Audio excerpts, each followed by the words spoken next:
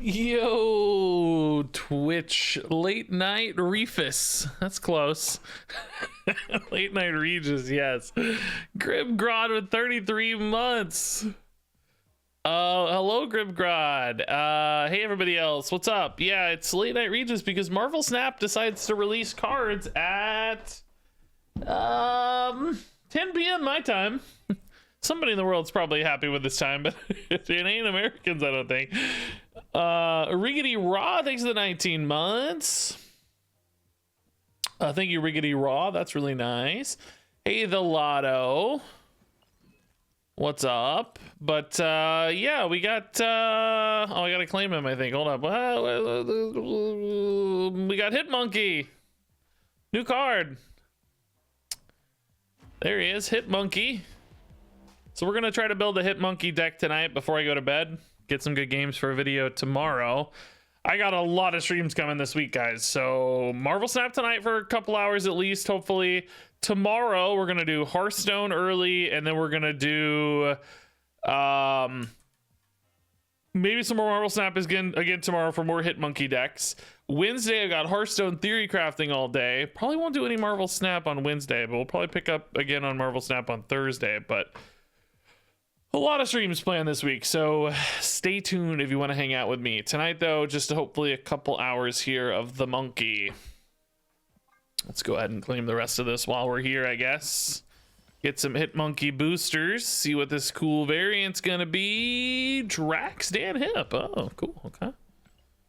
15 boosters. Marking your deck. I guess, does that mean the animal is peeing on the deck? I don't know if I want to think about what that means. I'm not so sure I like that. All right, so let's build a Hit Monkey deck. I was actually basically just gonna make more or less a bounce deck, very similar to what we made for Kitty Pryde, and in fact this would have Kitty Pryde if it could, but we still can't play Kitty Pryde, right? As far as I know, I never heard we could. So we're going to take Kitty Pryde out for sure, and I think we're going to take Armor out of this version of the list as well. I don't think Armor is important, and Collector also not quite as important. So we're going to add in Hit Monkey, of course. We can go ahead and upgrade this guy a little bit as well.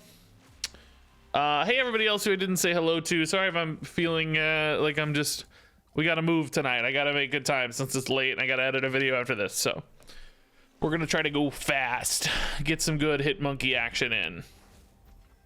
Quick. So I gotta think about what else I want to add to this deck. We probably want a little bit more one drop since we got Kitty Pryde. I know Korg is typically played in these decks, in bounce decks, so we could add a Korg. Is there any other good one drop? Kitty Pryde is still gone. Hey, Grim, Della, and Hemad. I'm doing good, guys. Doing good. Thank you for the kind hellos. Basically, we want good on reveal effects that benefit from being played multiple times. So Korg could do that. Actually, Rocket Raccoon could do that. If we're thinking about a turn 6 Hit Monkey, it's possible that we could bounce Rocket Raccoon. We've also seen America Chavez get run in bounce decks a lot. I remember talking about when we put together this for Kitty Pryde. We really want to keep Mysterio in here, by the way. That was something we put in our Kitty Pryde deck that's a really good fit for Hit Monkey, so that's not going to change. Black Widow always felt a little iffy in these decks to me. I think actually feels even a little iffier, perhaps, with Hit Monkey. I think I would prefer if I could get another 1-cost card in there. Maybe we run Rocket Raccoon, because I think he can be 4 power on the final turn pretty consistently. That on reveal, kind of like a zoo deck, we'll use these on the turn 6 plays. We're going to be thinking a lot more about turn 6 plays in this deck thanks to Hit Monkey, so kind of makes sense to have him for turn 6, and then hopefully he gets buffed a little earlier. He might occasionally be 6 power or something if we get really smart on our rolls. And then final piece of the puzzle here, something that is playable before turn 6 but maybe noteworthy. I've seen Darkhawk with Korg before, since you're going to be potentially bouncing the Korgs. I don't love the Darkhawk necessarily. I don't hate it either. I think it's a reasonable idea. I like that it's on curve after Angela Bishop, which is pretty nice. But I worry without the Korg and without a Rock Slide in particular to support it. That makes me kind of nervous. I don't think this is the Moon Girl deck because you got to be playing out your small stuff early sometimes to bounce it. We're going to make a Moon Girl Hitmonkey deck. We're going to make a Zoo Hitmonkey deck. We're going to make a Mr. Negative Hitmonkey deck. We're going to do it all eventually. Tonight I wanted to stick more to bounce. Trying to think what else might be a really good bounce target. 4s. It's really not anything that's great. Could maybe do another 3. Ironheart. I don't know. I really want 1s to play with Hitmonkey's the thing. Like, that's what we're most excited about. 1s. Could just do Chavez. We've seen people running a lot of Chavez. Just to make sure you're hitting your low cost cards early. Collector only has Beast in this deck. I don't think that's, well, Beast and Falcon, but I don't think they're worth it necessarily. Collector felt like the weak link on the Kitty Pryde version we made. Could just go back to Black Widow. Still not my favorite. Could do Master Mold. That could be kind of fun sometimes, but I don't love it. Baron Mordo's kind of funny. Scarlet Witch is an interesting card that can save you sometimes. Cloak is high powered. Lizard is high power. Forge has some interesting lines, but ultimately it's kind of just like a 2-3 in this deck. I think I'm most tempted by Chavez at the moment just to assure our early game curve. You could go for a 0-cost card like Wasp, but I think that's personally a little greedy. I don't know. I think having enough 1s solves that problem anyway. We have 5 1s. Hopefully that's enough. Also, Mysterio often will be a card we want to play prior to Hitmonkey as well. So that's kind of 4 energy. We just need 2 more energy. I think I'm gonna go Chavez, guys. This is something we saw a lot popping up in the lists and data. No, Sarah's not good with 1-cost cards, guys. She doesn't do anything. Too many 1s for Sarah. We're gonna build this. So again, we're gonna build this is a bounce deck. We're gonna build Bounce Monkey. We're gonna build Zoo Monkey. We're gonna build Negative Monkey. We're gonna build Moon Monkey. We're gonna build Sarah Monkey. He has so many different decks he fits into. It's kind of crazy how much you can do with Monkey. So it's gonna take me days to build all these decks. Let's try this first. This is Bounce Monkey. Let's see how Bounce Monkey feels. And if we get enough games of this fast enough, we may actually try to play a second deck tonight. But I don't know. We'll see how it goes. Currently, though, it's just Bounce Monkey. Negative Monkey's a good band name. Oh, Bast got... man. Dang it. Let's play the Rocket Raccoon out first. Then we can Bast, and then we can Beast these back as well. Bast a little bit wasted, though. They're going to play to left anyway, so it's all good. Okay, they played nothing. Alas. Monster Island. Okay, definitely not something we want to bounce back. These cost a lot, right? Yeah, they're 6. Angela Wright is fine, but we are a little bit better off if we Bast first on the Angela, of course. Even if it's off curve, I think we'll have plenty of opportunities to fill in the curve there. I don't think that's a problem. So 4 power turn here. We can actually just Beast Angela, but as we found out before, oh, 3, we're on 3 power. Never mind. Scratch that. This is fine. This is where Kitty Pryde would be perfect, right? But let's go ahead and bounce the Korg. That makes for an insane Hitmonkey on 6. These are all be 0. Set up Angela over here. We might want to play something to try to protect against the rock. Oh, you know, I forgot we can Hitmonkey and Beast it back. Oh, that's annoying. We're gonna have to decide if we want to Hitmonkey and Beast it back. They actually made that possible for me now. Oh, I guess it doesn't really do much though unless I'm playing other cards first. So no, that doesn't seem worth it, does it? This feels like Bishop. Or not. Okay. Victory. Man opponent. I have every card except Mysterio. Any replacements? I mean, you can run anything, but honestly, yeah, I think Mysterio is weirdly important for this deck. He alone is 6 power for Hitmonkey, so I don't know. It's gonna get a lot worse without Mysterio, I think. I'm not saying it wouldn't be playable or anything, just it might surprise you how important I think Mysterio is to this deck. I think Iceman early is a little better than Raccoon early. Raccoon later can be harder to predict. What do you replace Bast with? Oh man, another tough one. Bast I think is also pretty dang important to this deck. It really juices up your power totals. I'm gonna say honestly, guys, I don't. Number one, the urgency to try to play this deck. I've literally played 1 game with it. I mean, you know, there's no hurry on making this deck awesome. I would say number 2, like you might just be better off playing a different archetype at some level, right? You might be better off with a zoo list or something instead of a bounce list if you're missing a lot of the key pieces for a bounce list. In other words, I don't think this is gonna be the only way to play Hitmonkey successfully. So, but thirdly, you know, I would say take some responsibility on it. You know, try something out. Don't always look to streamers for the answer. You're a creative person. You can you know, take a look at a card and say, hey, what's similar to this? What might solve some problems in a similar way to this card? You know, and use that to guide you a little more.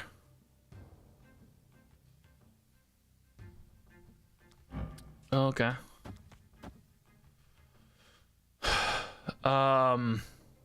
We can save Hood for another Bast play. On turn 4, I can beast on 5. I'm just wondering if I ever want to beast first from a... No, I want to beast into 6 for the Hitmonkey, right? So we can go ahead and Falcon now. I think that's fine. Time Stone. Okay.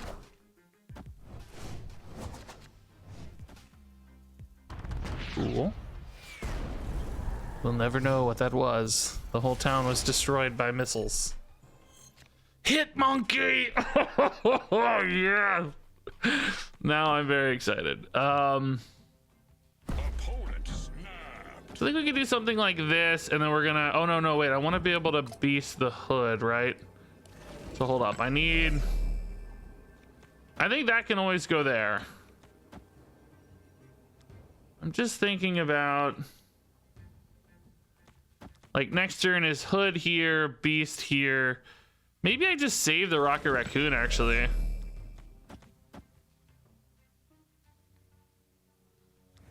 So this is Hood, or maybe Rocket Raccoon next turn. Or no, it's got to be Hood. I want to play Hood multiple times. It's got to be Hood. Beast next turn. That's turn 5. Put all those in hand for the Hitmonkey on 6. But then the Hood, I want to leave this in hand for the Bast, I guess, really, more than I want the extra 1/6. So I don't have negative power when I play it for the... I don't actually know. No! Why? We just want to have fun. That's all we want to do. That's all we want, is just to have fun. Marvel Snap team, why won't you let us?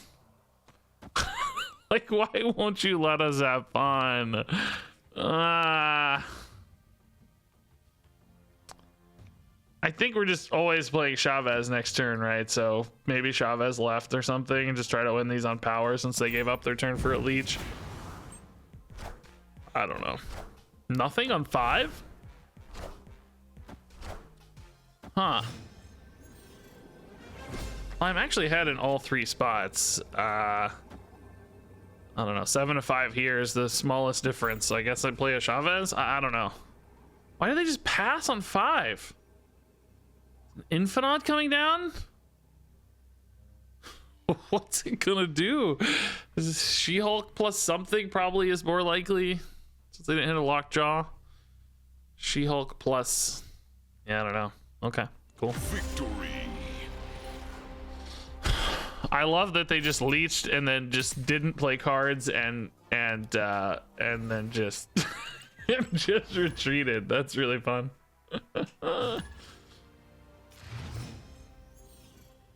All right, this is a great early start here, man. Yeah, let's hold on to the hood for now. Holla's gonna be risky for us. I don't think we go for Holla. Oh, Vormir's also risky for us. Ugh. I could put hood in Vormir now, though. Can I put Bishop on Holla? Boy, I sure would prefer to play Bast first. But Bishop's a nice on-curve play. Gonna lose a lot of energy if I don't do this. Mysterio gives Bishop +3. He'll be 4 power. Opponent snapped like they know something here. That makes me a little suspicious. Hood with cloning vats is pretty nuts, especially if they're all 3 power hoods.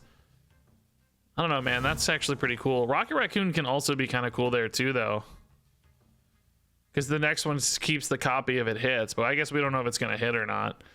Let's pivot here a little bit. This is a bit weird, but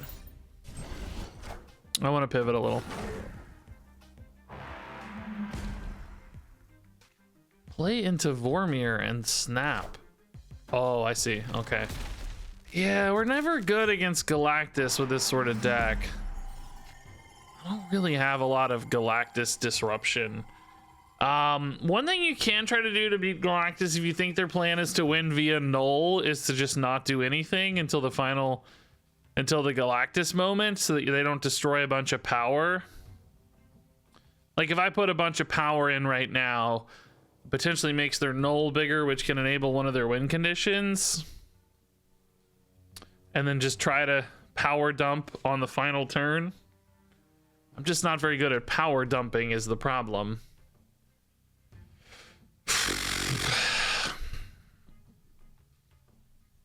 It's just really hard for this deck to win this. Iceman could maybe have helped, but I'm gonna put in literally just one hood and just chill and see what they do. Yeah, that's certainly certainly pointing again towards Galactus.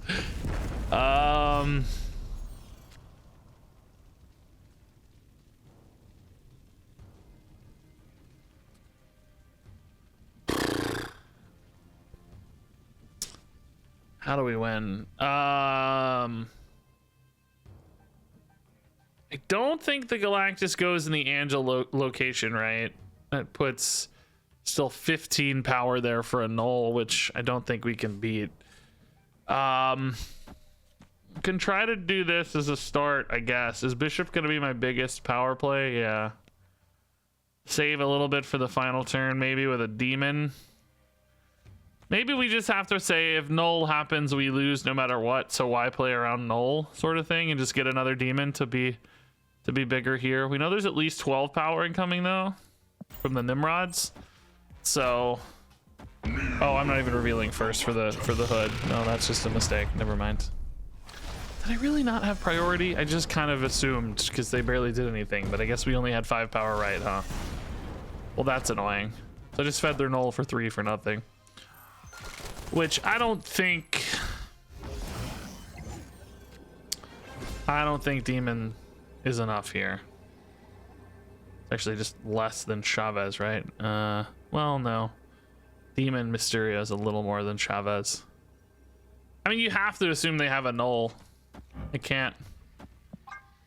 6 cards in hand. If not a null, maybe a death, whatever. 24 range is pretty likely.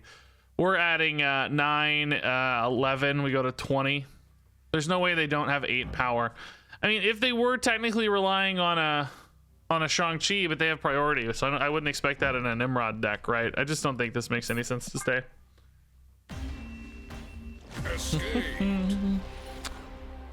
Okay. These bounce decks always struggle against Galactus. I feel like they're one major weakness so far. Playing them a lot. No good Galactus counter that I've identified. Other than, like I said, maybe an Iceman to throw them off curve somehow. Hit an Electro or something. Still, honestly, they can get there. Just a little hopeful, maybe. Messes something up. All right, yeah, Bast early I think is a little bit better than Korg early. These aren't really the best targets. This is kind of just a 1/4 Bast. But, well, only thing we wouldn't want to hit is Mysterio. I think maybe we hold it. Let's see. How common has Galactus been? Galactus is never that common in my experience at my rank and stuff. But, you know, common enough. 1 in 10 games or something, maybe. But nothing crazy, I wouldn't say. Yeah, Bast actually on Falcon didn't add any power either, unfortunately. We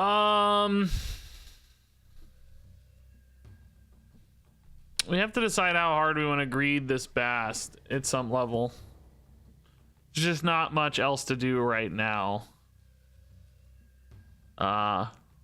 Could tempo a Falcon, but that doesn't really add a lot of utility either. Let's just wait. Oh yeah, Mysterio is good Bastard. Yeah, I kind of forgot, to be honest. Yeah, I was thinking we lose that 1 power, but I forgot he's actually a across the board 3. So no, yeah, I take that back. Mysterio is actually pretty decent Bastard, I would say. All right, so we can put these back in. Falcon actually loses a fair bit of utility without a Bishop or an Angela on board right now. There's just not a lot to do. Hitmonkey's a good target, of course. We want to beast all these later. We can put a Korg back in. We can replay a Bast. I think it's fine to play the Falcon now. We could go for a turn 4 Hitmonkey as well now with a couple of these. And was that a Magneto discarded? Yeah, cool. Okay. So we can go over the turn 4 Hitmonkey into the turn 5 Beast into another Hitmonkey in this case. Oh, dude. Mysterio Hitmonkey. Oh yeah, I remember that Hitmonkey TV show. I forgot about that. Thanks to the 4 months, man. Do we go Mysterio Hitmonkey here just to pack him up already? Next turn we can Beast plus a 1-drop. So then I could like Iceman Beast because of Dream Dimension and do it over here. We'll have a Mysterio, Hitmonkey, an Iceman, and a Beast. Yeah, and then I can play Hitmonkey on 6 with all of these 1s. Well, I'm actually going to know exactly how many cards I'll have because we're drawing Chavez. It's kind of overkill in a weird way, but I mean, I think it's correct. Invisible Woman. Okay, so that reads MODOK stuff. But they didn't put that behind the Invisible Woman, so... Maybe no MODOK in hand yet? How big is Hitmonkey? 12, but actually 9, right? Still, a 2/9 already is crazy because all I played is Mysterio. That's so nuts to me. So Hitmonkey goes to 1. We can play all of this. That's not bad.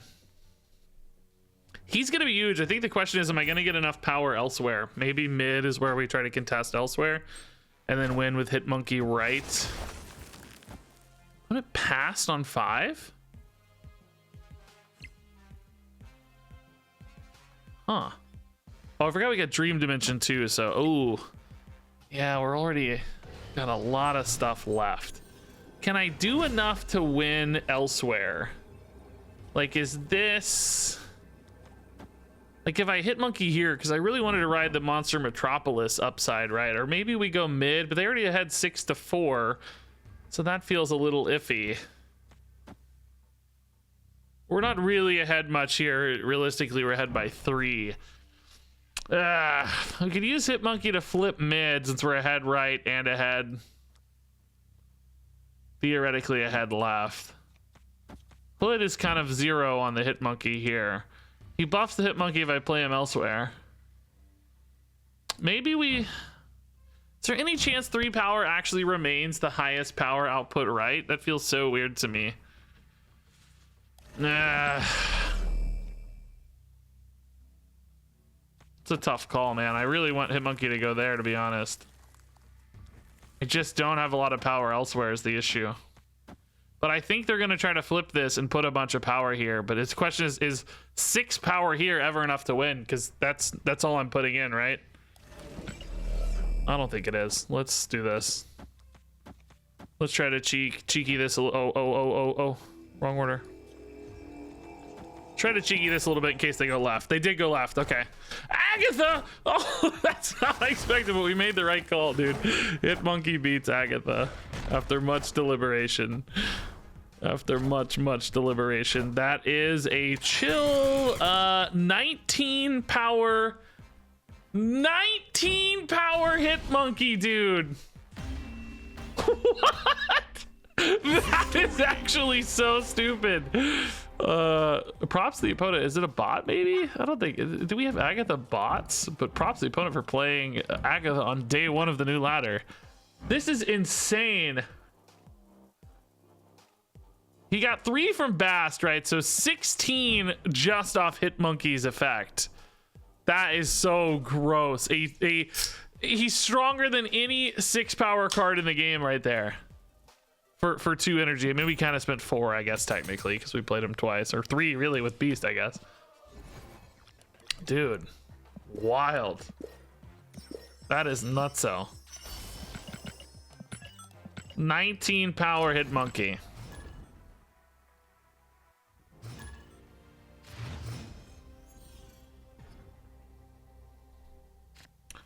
Stark Tower, okay. Sadly, we can't both bounce and reap the benefit of that buff, right? Yeah.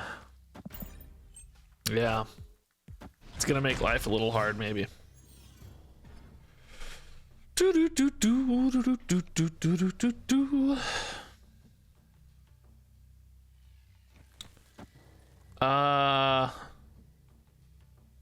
Yeah, we can actually wait till turn 4, probably. Bishop on 3. Bishop actually is good in Stark Tower, but then I built my bounce location there. It might have been a mistake. I mean, bouncing Bishop isn't the end of the world necessarily, but it's not also the best thing in the world. Ooh. I suspect once we get more comfortable with this deck, as soon as you see Hit Monkey, we should be snapping. That's my instinct. I don't know if it's true yet, but I think that's going to be the case eventually with this list. Don't hit Nexus. Nice. Okay, that didn't matter to us anyway. Cool. Yeah, we have to decide here. Do I want to bounce the Bishop or not? He goes to 2, and these all go to 0. Alternatively, I could just get 3 1s at 0. I think we like that better. Even if we don't think Rocket Raccoon's gonna hit here, it's better for Hit Monkey, right? And then can I Falcon these next turn and they stay at 0? They do, right? I don't think we did much last time we played this list, I feel like.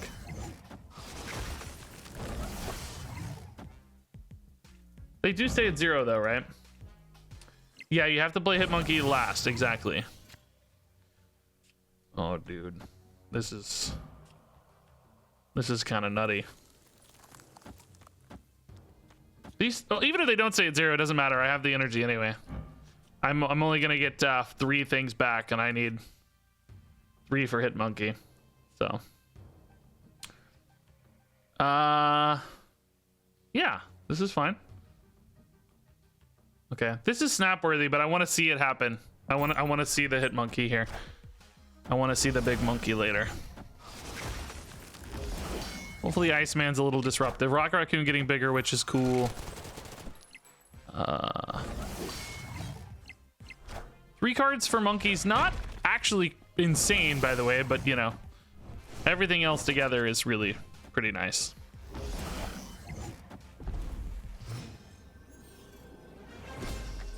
Stinky Sandman. The one weakness of the Hit Monkey. No, but Angela's actually pretty good cover against this, realistically. Yeah, I think we're going to be adding 11 here. That seems totally fine. I guess if they have a Shang-Chi, we get screwed. We could maybe play Rocket Raccoon to play around Shang-Chi a little bit. They'd go to 8, and I would go to 6, and 6 is 12. I mean, this is 6 anyway. It puts me at 19. They're not really adding 14 power, are they? I think this is weirdly a little safer. They shouldn't have any normal card that adds 14. Although I have to ask, I guess, if they Doctor Doom and go to 10, no, we'd be ahead enough that we'd still win. Yeah, I think it's a little bit safer against Shang-Chi. Oh, they just didn't have it. Okay. Victory. This is going to be the problem a little bit, I think, with Sandman as a counter to this. Like, clearly this counters Hit Monkey on turn 6, obviously, which is good. It needs to. There needs to be a counter to exist, right? But the problem for these decks can be they don't develop a lot of power. But if the bounce deck in particular, like as you saw, we didn't exactly forego our power on the early turns. We were still scaling up the bishop. He's at 9. We scaled up Angela to 4. We had, you know, another 5 power here. So it's not like we just passed and played for a turn 6. We were still able to develop a lot. So I don't know. I wonder if bounce will dodge the Sandman in a weird way. It's just going to depend a little bit on the shape of the Hit Monkey list, perhaps, whether or not it can work around that, and whether or not you hit the bishop and Angela on time. Of course, if you don't draw them, that exposes you a little bit as well. Okay. Good crazy potential in that game. Just lost. Oh, dude, Bast is so nuts. Do we give the opponent a Bast? Like, sometimes these can be downsides to the opponent. I want to leave space for Angela and potentially one of these other 2 spots. I think it's fine. Let's do it. I am going to want to bounce that maybe, though, so maybe I'd have to bounce. Let's do this so I can play Angela mid on 2. This is better. This is the right play. This is where somebody in YouTube comments goes, oh my god, just make a decision! And they don't realize that these sorts of decisions can have incredible impacts over the course of a game. Like, everybody just wants to play the card the first spot they think of, but there's so many reasons to hold and play cards in the right spots. And I think we made a good decision there. So now we have to decide between Bishop and Angela. Interestingly, we're going to be bouncing probably both of them. They're so cheap with Elysium. I think we just stay, well, I don't know. Do we really need to worry about curve? This is +2 if I play Bishop after. We're going to be so easy on curve thanks to Elysium. This should be fine. It's +1 versus +2 if we do it this way. That's actually chill. We'll just bounce these a turn earlier. It's no big deal. All our 1s are 0 anyway, thanks to Elysium. Oh, Atzilan actually makes bouncing really garbage, though. Dang, bro. Well, shoot.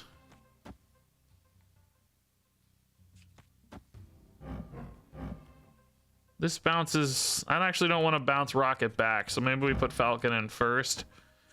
This bounces only Bast back, which clears space for the Angela, which is actually kind of useful. Then we're only losing 2 cards in hand. We're drawing 3, so we actually gain some resources here. I could play Beast on an empty lane, but it would still be awesome to get him later, so I think this is fine. Shuri's scary. I think this deck can get big enough to beat a Shuri, for the record. Like, Hit Monkey's huge. Bishop and Angela can both get huge. We called the Shuri spot too, which is always a nice little bonus for the Rocket Raccoon. Hit Monkey Beast is awesome. Okay. I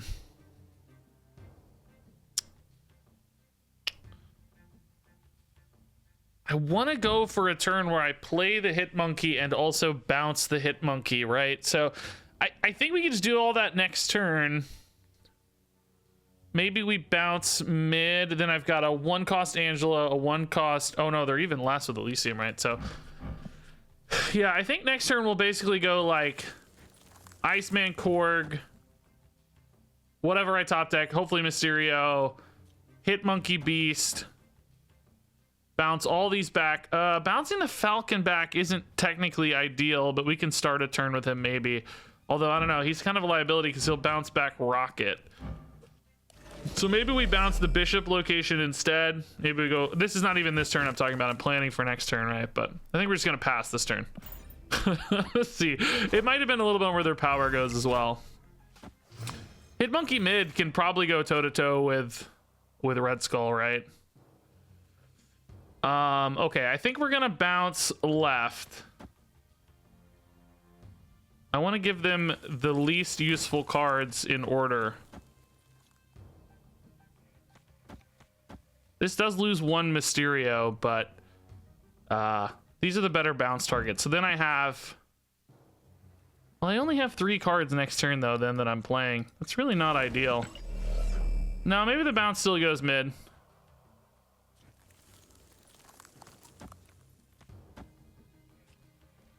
Oh no, if it goes mid, I can't play a card first. It's got to be Hit Monkey. Oh god. These decks are always so freaking hard to play, man.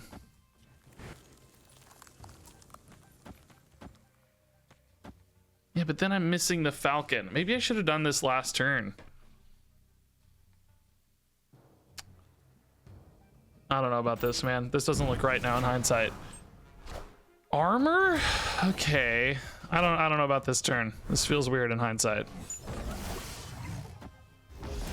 I think we're in a decent spot, but I don't really have enough cards to bounce.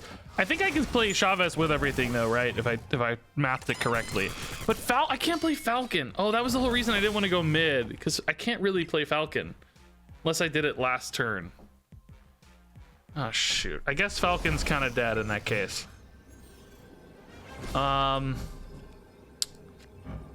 Yeah, so this is 7 plus 11 is 18 plus 3. Like this actually does just win mid, and the opponents, they've given up. I don't know. I don't even think I played this right, but you can see Hit Monkey was gonna be 14 here.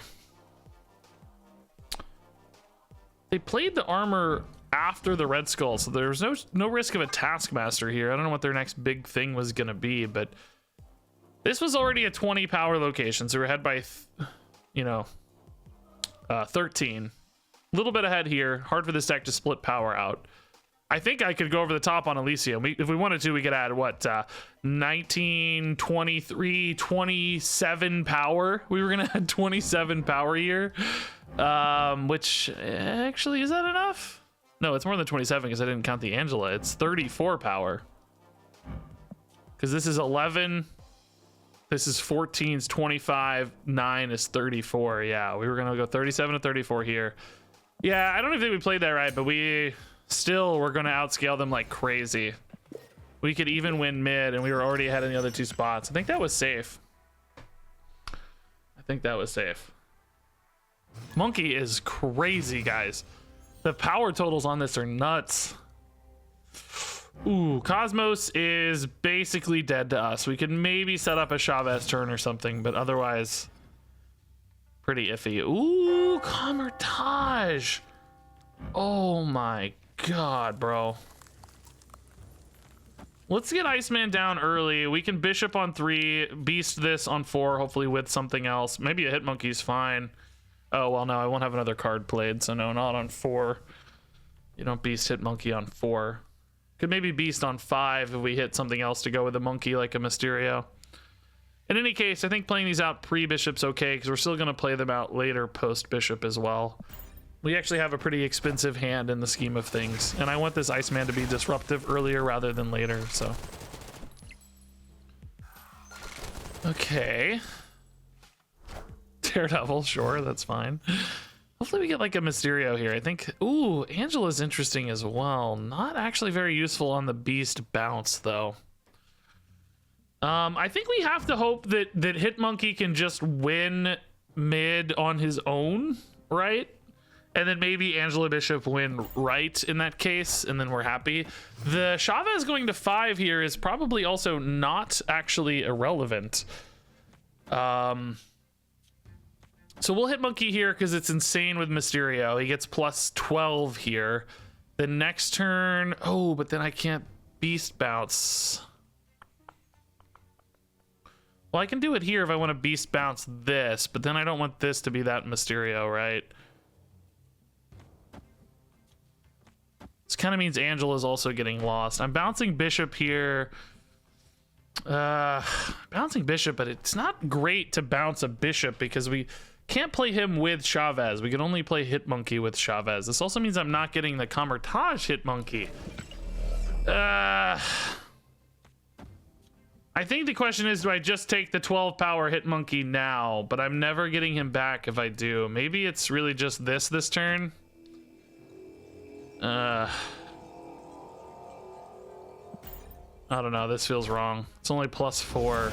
But the Mysterio occupying the spot just costs me too much, you know? It's just weird. I need to be able to play a card. Like, I need this, basically, right? So that I can Beast with the Mysterio. Oh, now we got Falcon too, though.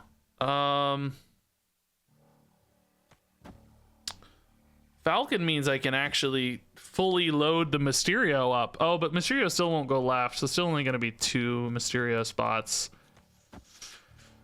Is this big enough to win right? And would I prefer the discounts for Chavez? I would prefer the discounts for Chavez, right? Because this goes to 1-0-0. Chavez is 5. Chavez goes here. Hitmonkey goes back mid. I think this is the right play.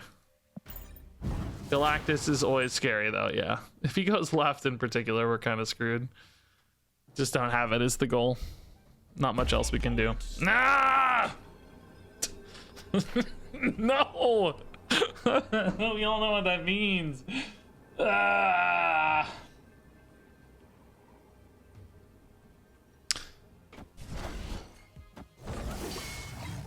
I literally just have Chavez. Oh wait, I can play 0 cost cards.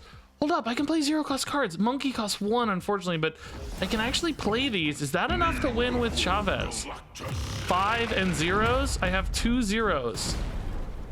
It's 8, 10, 19 power. God, if it isn't worth trying, right? It's got to be worth trying, doesn't it? Does order matter here at all? They're revealing first, so there's nothing like Shang-Chi to worry about. Used to leader we would have to worry about.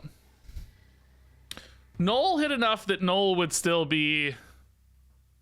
Well, I don't know. I bounced a lot of my power out. How big was Bishop? Mysterio would have still shown 0. I think Angela was maybe like 4.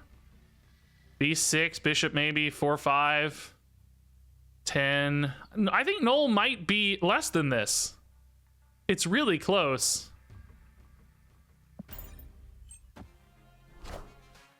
Yeah, it's not big enough. Yes. Yes, dude. I knew it wasn't big enough because Mysterio shows a 0. Angela wasn't that scaled up. I bounced these out, so they didn't take it. They didn't feed the null. Yes. Easy game. Yes. I love winning those. You're not supposed to win that one. That's a bonus. This is beautiful, dude. Good win. Good win. This deck's fun, even when it doesn't go perfectly. It's still doing some pretty awesome stuff. This seems like an early fine Bass to me. I don't want to get... Oh, super good Bass now. Oh, boy. Warrior Falls is tough. Yeah, I don't really want to have to contest... Oh, thank God. Okay, okay. Much better. Oh, yeah, that we can work with. That's fine. We love Mirror Island. That's great news. All right. Yeah, I actually think we can go for an Angela Bishop location here and just farm out these 2 on Muir Island and then try to win a second location with Hitmonkey. Could maybe even do it mid thanks to the Beast. We could just dump a big Hitmonkey on 6 mid and just hope that he's big enough to win, right? Opponent's going hard in Muir Island. I think that's really sensible for them, but hopefully we can outscale these guys that start really small since we've got a bit of a head start on the power of our cards, or at least we will eventually after Bishop starts jumping up and stuff. Oh, Dream Dimension's not good news, though. Dang. Yeah, I mean, I think this is still right, but I'm really not happy about Dream Dimension. I think that makes our life super hard. Blue Marvel already out too? Ugh.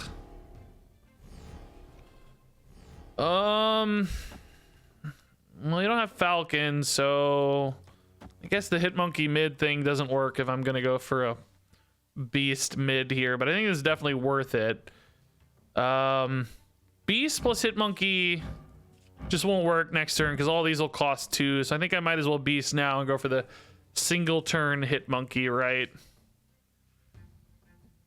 Just fill my energy here, play for that turn 6 monkey. A monkey can win right, technically. Let's see. I mean, it depends on how big the lockjaw gets, I guess, but I want to... Dude, I'm missing out on all these Mirror Island activations, though.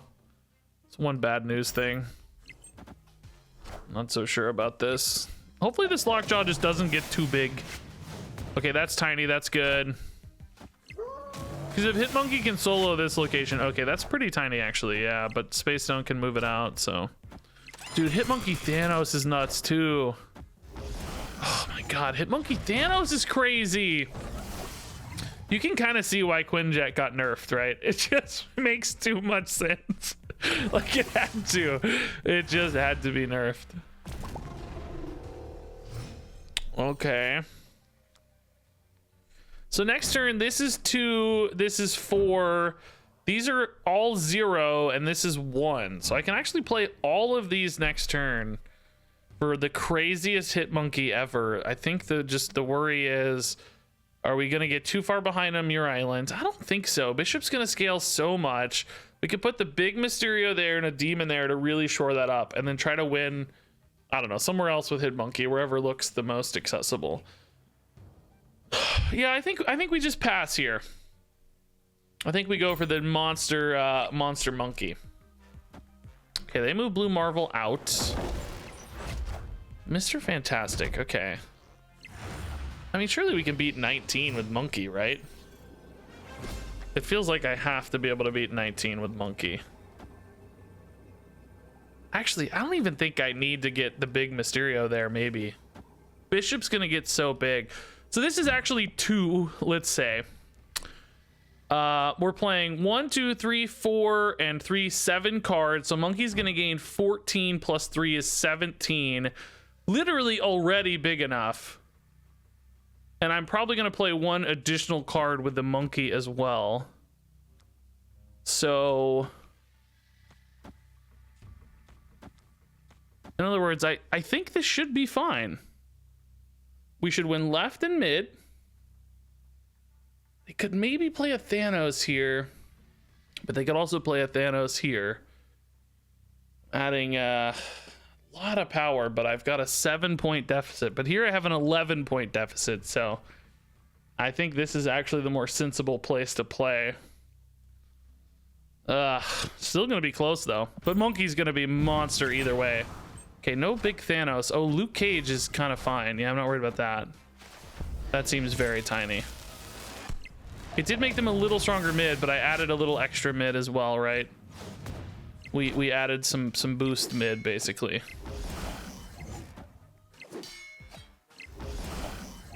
Okay, so we're way ahead left. That's good news.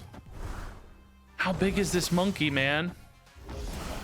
How big is the monkey? How big is the monkey?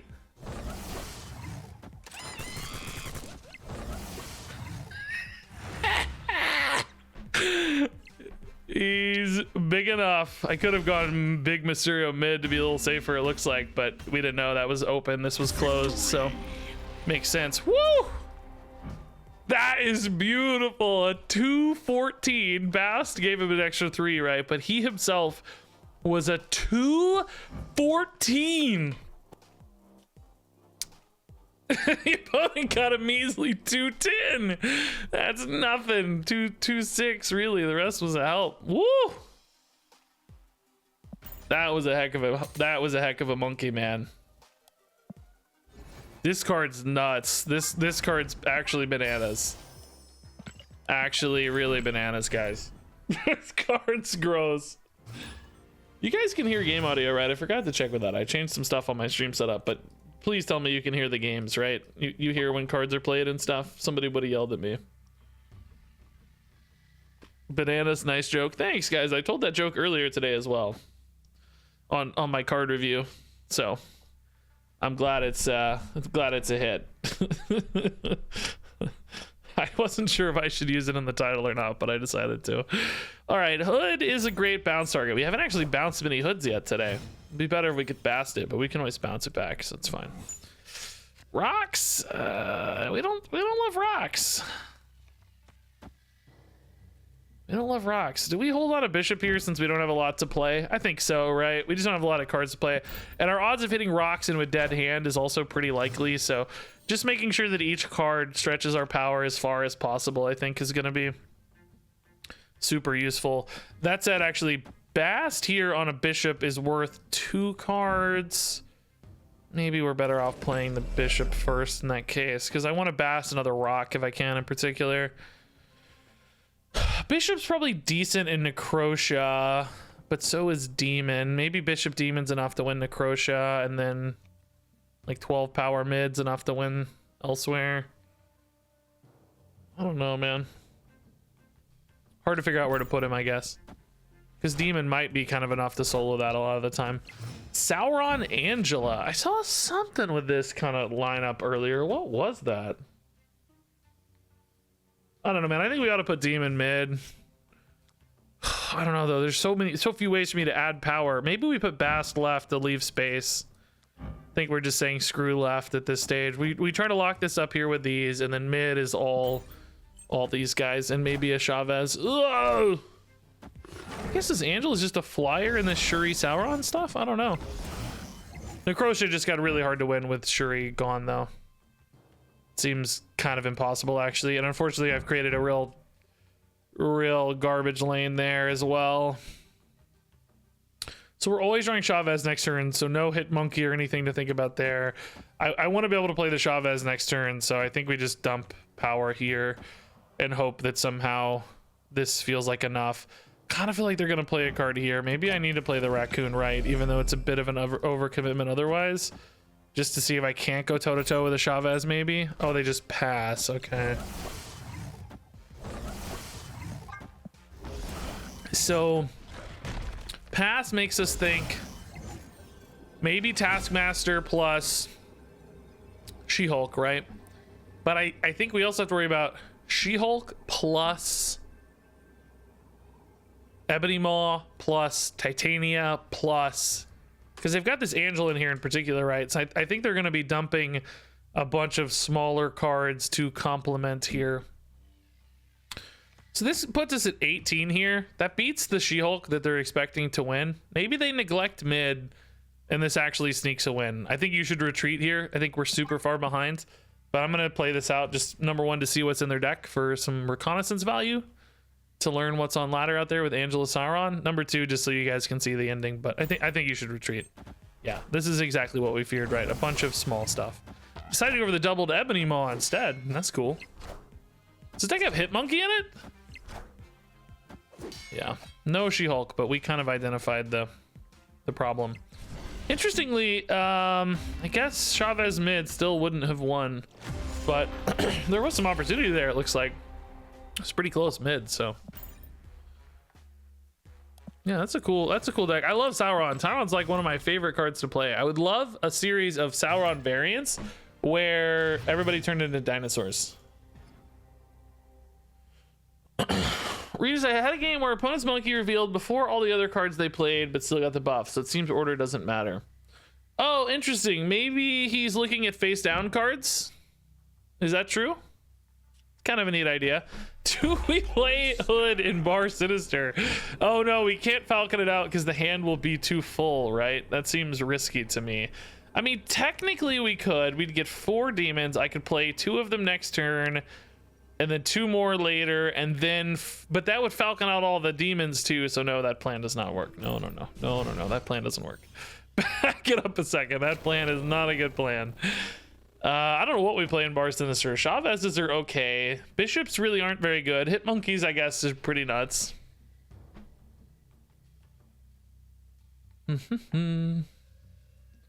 Red Skull would make a cool T-Rex. Yeah, imagine a Sauron Red Skull, dude. Like, there's Venomized versions. I want Sauron Dinosaur versions.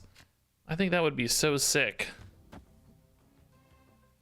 Really good Bast, but we are quickly kind of running out of energy this game. Pretty expensive hand with 3 2s for this deck anyway. Wondering if we already Falcon. We'd rather kind of do that with Hood already down and secured, I think, though. Could also Beast as well, but just, I don't know, not as interesting. I guess we wait, but Primordial Variants, there you go, that's a good name. I kind of like Dinosaur Variants as a name, but that's a good name too. So man, Mysterio Monkey is pretty cool. Do we does Mysterio, oh, he wrecks Bar Sinister, doesn't he? We can't really do Mysterio with Bar Sinister, so like Mysterio Monkey, I would have to put the monkey down first. and test what you guys just said. Like, does this make multiple monkeys? They're not even strong enough if it does. I don't think that's worth the trouble, but monkey beast then, does that buff the monkey? You guys suggested that might buff the monkey, but I don't actually buy it, man. I think this is the play most of the time. This feels like the safe play to me. Just continue to scale Angela, get the hood back, get a nice hood minion activated there. The demon from the hood. That's Dracula. Okay. Oh, dude, Dracula's gonna hit 4x Apocalypse. That's insane. That's insane. Each one will be 4 bigger than the next. That's so insane.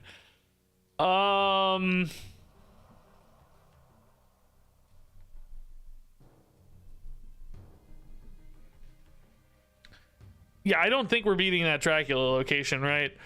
So in theory, I can kind of just throw away whatever there, including maybe some Mysterios. But do I bounce a hit monkey here? This is 3 cards back to hand. I missed the Chavez. That's fine. This is 1, 1, and 1. 3 energy, 5 energy, 6 energy. No, bouncing it doesn't really benefit as much here. I think we're technically better off.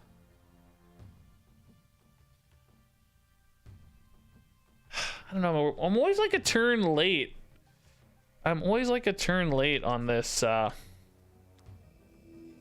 bouncy stuff.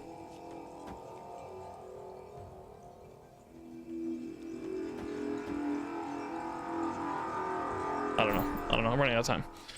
Hello, says Suzanne. Sorry, dude. There's a lot going on that turn. It's my apologies. Oh, that's the wrong order. Dang it! I played the one out of hand. I also just don't have enough space left now. No, this is not right. I was planning to sacrifice this lane, but I need space still. Now I have no space. I have no way to play Mysterio. This is obviously wrong. This is not the correct. This is absolutely not the correct turn. I mean, technically this could actually be big enough. This only gains +6 though, and this only gains +2. That's only +8. No, 22. No, I threw. This was absolutely not the correct sequence. I don't actually know what the correct sequence was. It was gonna be really tough to beat that, but because I usually add 9 here with Chavez. But maybe if I had enough spaces open, I don't know. The hit monkey, we're not really getting a second bounce on the hit monkey too often is my big thing. We need more scenarios where I play 2 1-drops with a monkey on 4 and then we beast it on 5 so that we can roll it again on 6. Or Mysterio monkey on 4 as well is pretty good, but it's really hard to line that up so far. Oh dang, let's go, dude. Sunspot, credits,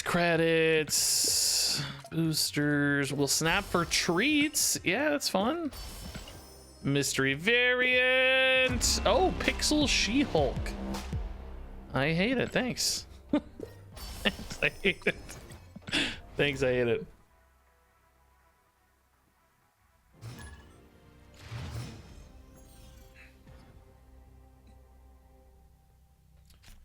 Okay, yeah, Basil 1 actually I think we're fine with here. This is already a few good targets. Angela's most important. I'm gonna play on 2, so just take the Angela buff on 2 is fine.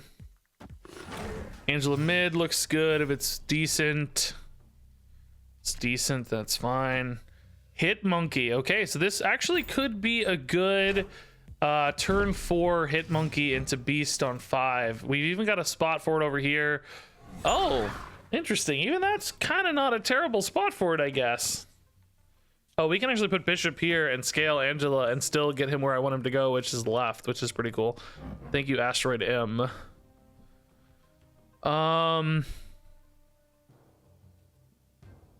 Yeah, I would need another 1 cost or a Mysterio here. Although Mysterio, again, I can't Mysterio the hit monkey Savage Land because I want a space for the beast. I guess I could hit monkey Angela though with Mysterio and still have room for beast. Oh, or Polaris will hook me up. That works too. Okay. Mysterio would be an insane draw here. Not a Mysterio, but actually Iceman also pretty good. So we hit Monkey right. That leaves us the Beast right. Do we want to try to hit more Rocket Raccoon bounces or Iceman bounces? I actually think Iceman is more disruptive. I'm not sure Rocket Raccoon's more likely to hit necessarily in Starlight Citadel though. But I think Iceman's more valuable. Could really throw off Shuri lines and stuff. So we'll do Beast on 5 with Hit Monkey down right. Bounce all those for the final turn. We're not gonna have much else going because we're gonna draw Chavez on 6, of course, but Titania left, okay.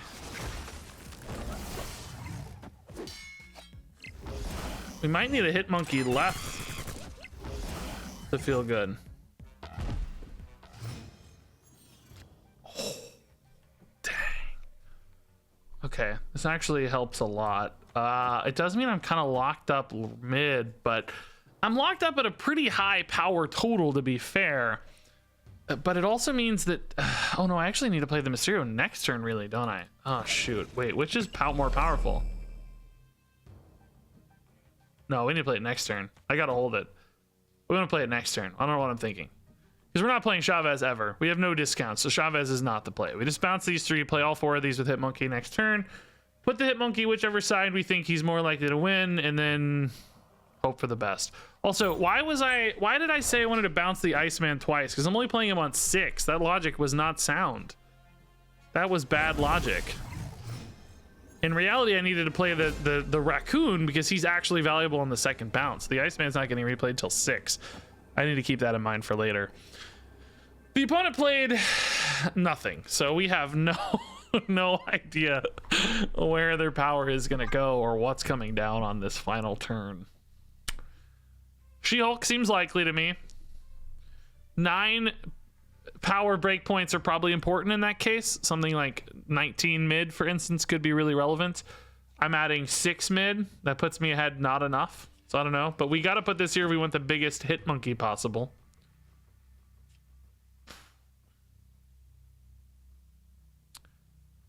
Because otherwise we lose a Mysterio.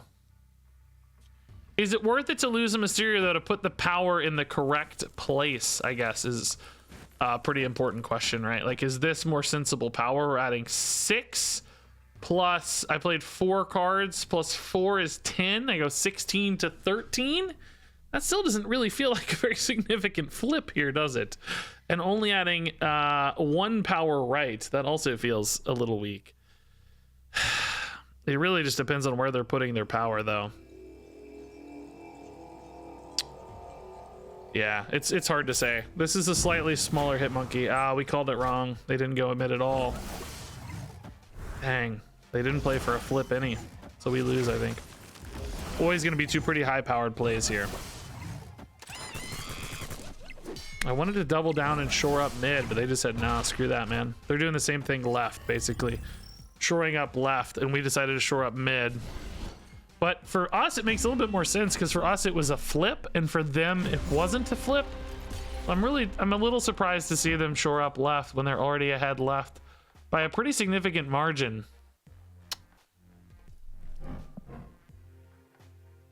Yeah, I don't know. It's one of those where it's really hard to call. No real guidance on plays there.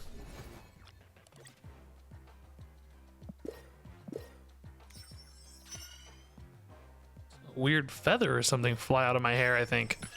Turning into a chicken finally. Dreams do come true. With Hit Monkey, I'm really targeting for Bast. Yeah, Bast is always a good start with 0 power stuff, yeah. Ooh, this is the Mysterio hand, dude. This is a really crazy Mysterio hand. Bishop on 3. Monkey Mysterio on 4.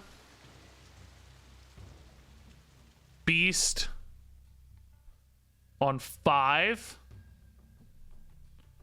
It's kind of perfect.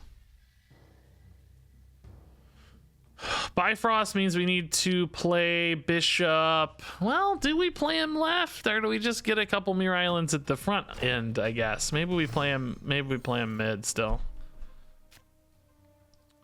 That's fine. Makes it easier to get Orcus Forge without a bunch of Sentinels. Although, to be honest, I don't know if we hate Sentinels. They're kind of good for us. Extra bodies to throw in. Maybe a little expensive, I suppose, but...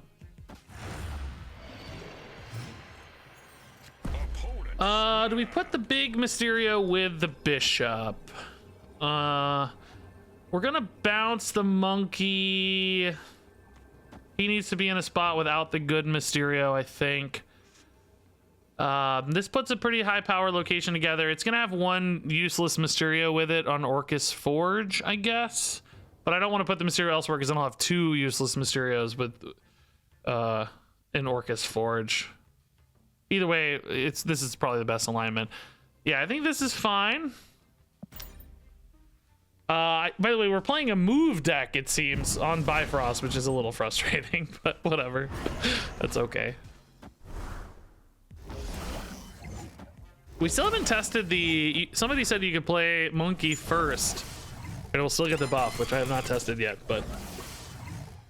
Yes, possible.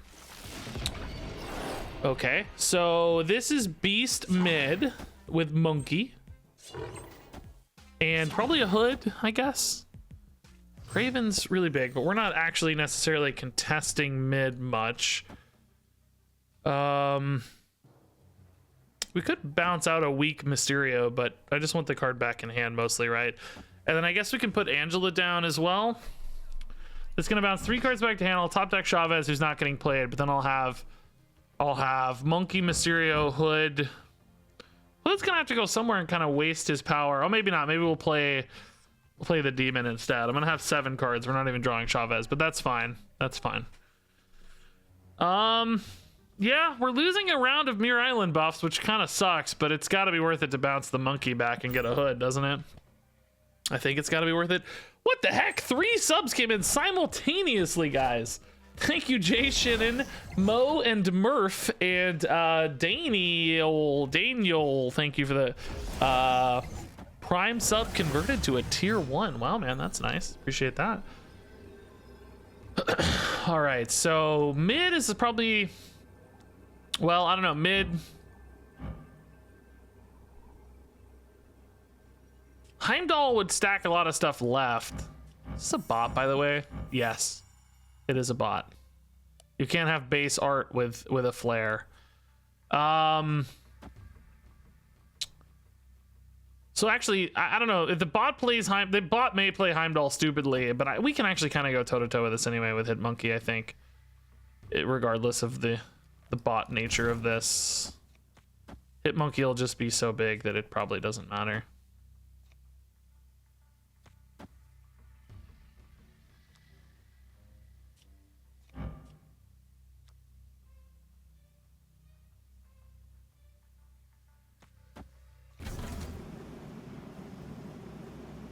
Something like this.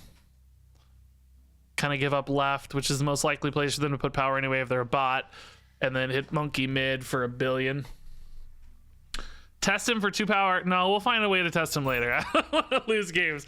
I actually care about ranking up right now. It's the first day of the new season, right? So they did not go for any kind of Heimdall. So I think probably pretty limited power output here. Yeah, this looks totally fine. How big will the Monkey Boy be? Very large. He started at 6 already.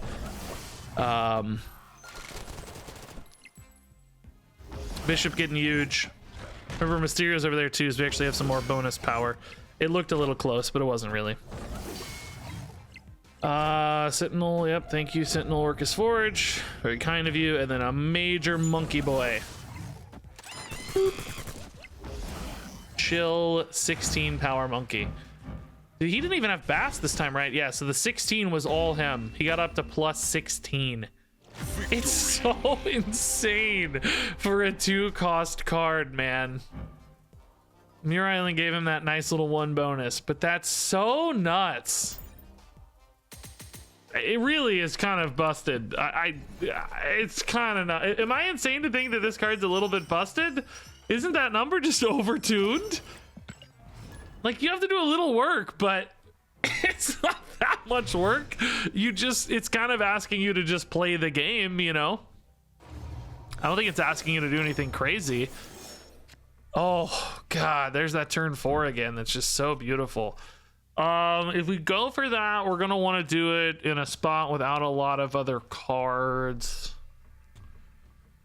We do like getting Korg down early. Maybe we can still put a Korg down early here. We just have to make sure we have room to play the beast if we want to go for the monkey on 4 move. If we find a beast, that is. Let's see if we find a beast first. Squirrels. Oh, beast. Cool. Okay, that makes life better. So yeah, this would be Mysterio, monkey, like right or left or whatever on 4, and then beast on 5 for the big final turn pop off. Which does mean I can probably play Iceman now, but I might want to just hold him in hand for the pop off later. What I would really like to play now is like a Bishop or an Angela, which unfortunately we don't have. We also lost Superflow thanks to squirrels, so gonna have to wait another turn here to do what we would otherwise want to do. Dude, we would love our own Bass. That'd be sick. Looks like we might be playing a mirror match. Ah, dude, Falcon's pretty legit. It bounces 4 cards back to hand, so we would get the squirrels and Korg back, not Iceman, which means we could stay loaded up for Stark Tower. I actually get to benefit from Superflow. I have a full hand, so I go Mysterio, Hit Monkey on 4, and then Beast on 5. And then turn 6, we just go nuts with squirrels and Hit Monkey. Kind of like that. Bounce feels like a rogue deck. Yes, it does actually. For any Hearthstone players out there, I think that's a pretty accurate summary, honestly. A kind of miracle rogue type feel to it. Beast at 3 does perhaps limit me sometimes, but not too bad. Not too bad. We can put monkey mid here. That's fine. Oh, actually, we can go ahead and put in a Korg as well, right? We're gonna have 3 cards here. Why is that? Oh, Superflow's up. That's why it's possible. Oh yeah, dang, that's cool. And then we can beast mid next turn. Mysterio plus the monkey plus the Korg. That's fine. 4 cards in hand. That'll put 3 back to 7. That's fine. Yeah. Okay. And then we have the big turn 6 pop off. Hopefully they played their monkey a little earlier. That said, they did get some scaling off Angela, which we're not gonna have. So I don't know. It's gonna take a little work to win this still. Definitely not over yet. Oh, the hood would have been a good bounce target too. Dang. I mean, it's fine to Korg in that case. Not stressed about it. Just dang. We're never playing Angela, so getting 3 back here is fine. Play a bunch of squirrels and a Hit Monkey next turn.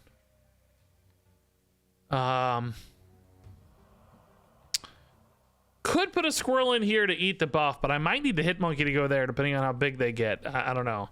We're actually technically tied right now.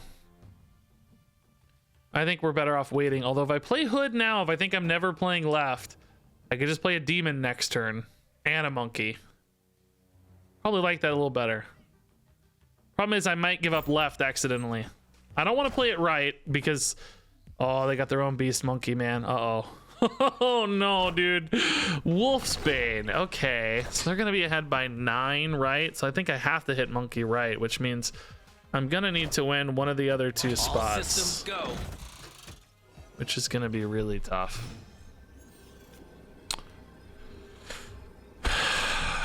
He's actually 6, so yeah, 15. Boy. I can't win if I hit monkey right, can I? But I have to hit monkey right because demon's not big enough. 6 only puts me at 21, so hit monkey has to go right. In which case, this is a good game maybe to test our... maybe a good game to test. I don't know. Let's test this and see if the hit monkey gets buffed. I think we're gonna lose, right? If they put their hit monkey mid, we just lose. It kind of depends on where they pick to put it, because I think they're probably thinking right is not safe, so they probably need to win left and mid. I can only add 8 power left, which is only a +6 advantage. I don't think that's worth it to put the demon left, basically. Oh, did we see it work? Did the opponent do it? Oh, I didn't even notice. It saw their face on Iceman. They retreated? I thought they were heavily favored. Huh. It did work though. Okay, good to know. I wasn't paying that close attention to the opponent. All right. So that would have worked, you're telling me. There are scenarios where I guess that could matter, right? Where play order is actually pretty relevant. I mean, Arrow comes to mind now. I'm sure there's other even better examples, but Arrow in particular, we know cares about play order, so. Monkey is good, but bounce decks take more thought to play well. They really do. You have to line up your turns, I think, in a smart way sometimes, which is very tough for me. It's very hard. I seem to do okay. We're climbing, but it is a little hard. I'll acknowledge. All right, Beast at 3.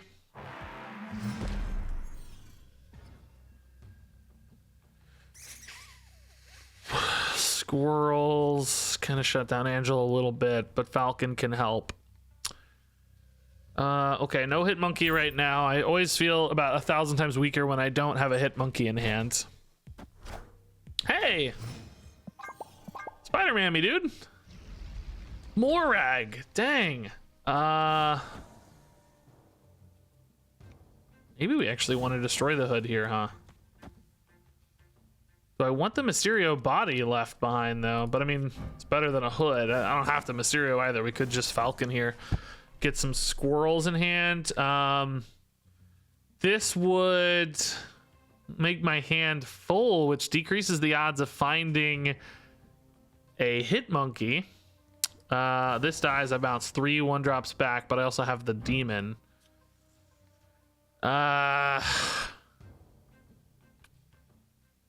Squirrels don't have that much value to me, really. A little bit, technically, but not if I'm not drawing the cards that I want. I think we wait a turn, but I don't know, man. This is already getting pretty weird. Bishop, okay. So they're outscaling me now. They must have much better scaling than I do. Yeah, we hit Korg anyway. Ugh.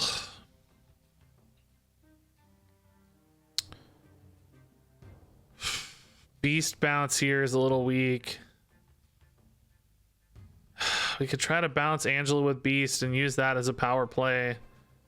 Just go like Iceman Beast here. We think Iceman is more important than Korg. We're kind of late in the game already for Korg to be likely to make an impact. It's just so wacky, dude. Like, this does not feel good at all. This bounces 3 cards back again. I miss my draw. These squirrels have really hampered me here a little bit, I would say. Could just play small stuff instead here and maybe set up to bounce next turn a little bit. Beast here next turn to get a big scale on Angela mid and then try to win with Demon right. I guess. I don't know. Seems pretty hard. Not really having the scalable cards we need minus Angela. Yeah, Bast, you're just way too late. Way too late. Alright, sadly, I really want to play these in the other order so that the Mysterio does not put, oh, but that's how Mysterio works. He lays down all 3 at once, right? So I think it's still fine. I think this leaves Central Park empty. So this gives me a 1-cost Angela, a 0-cost Squirrel, 0-cost Iceman. At this point, Falcon's just kind of too late to play. So, I don't know. We're not drawing hit Hot Monkey. Hot Monkey, oh no. We're drawing Chavez. It's just like, is this Angela ever getting big enough to be good? I don't see it. It seems like the opponent is putting more stuff left, which is the place I'm kind of least interested in, so that's maybe a good thing. Did I thought the Iceman was gonna scale up Angela. Did he not? Was she at 0 this whole time? Maybe she was, because she had a squirrel behind her. Oh yeah, Sarah looks way too scary to me. I don't see this going my way. Can't even play. Is Chavez just better? No, I gotta play the Angelus. Oh no, Chavez is not. Well, actually, hold up. 4, 5 plus 4 is 9. I guess this is technically a little better. But we're not going to win. Sarah is very scary. Yeah, I mean, I don't know. We are ahead a lot in Morag. Is this Angela winnable? I guess is the thing.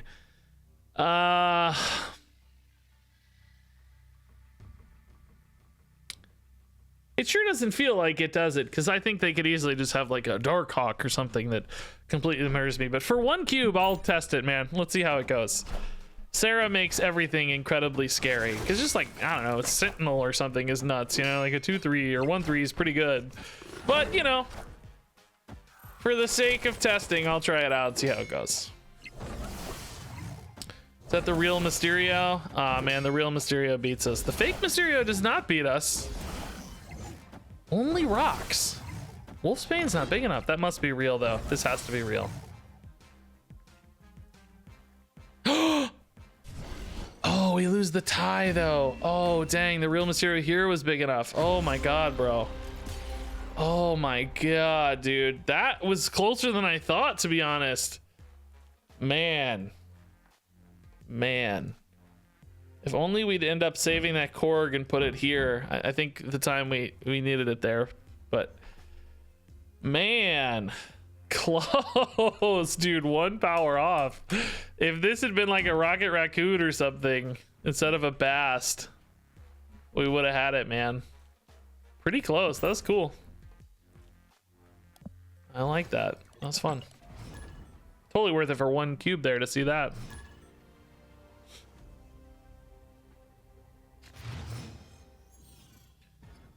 All right, early Bast on Mysterio is not too bad. Kind of wasted on Falcon a little bit. Kind of wasted on Raccoon a little bit. We could wait a turn here, see if we hit a Monkey or Angela or Bishop. Those are kind of the prime targets, I think, for Bast. This deck's gonna feel better when Bast gets out of jail. Yeah. As you put it, only feel better. In other words, it already feels pretty solid, and it's gonna feel even better, I think, with Kitty Pryde. Yeah. Did I say Bast or Kitty Pryde? Kitty. Either way, we know what I mean. When Kitty Pryde gets out of jail, it's gonna feel nuts. Mojo World. Okay. Oh, this is a better Bast. Let's put the Rocket Raccoon down now too. We can bounce him out with Falcon, so I'm not worried about overcommitting him yet. I don't know if he'll target or not. He does. Nice. That's a good bonus. Dude, 2 Inky cards. That's awesome.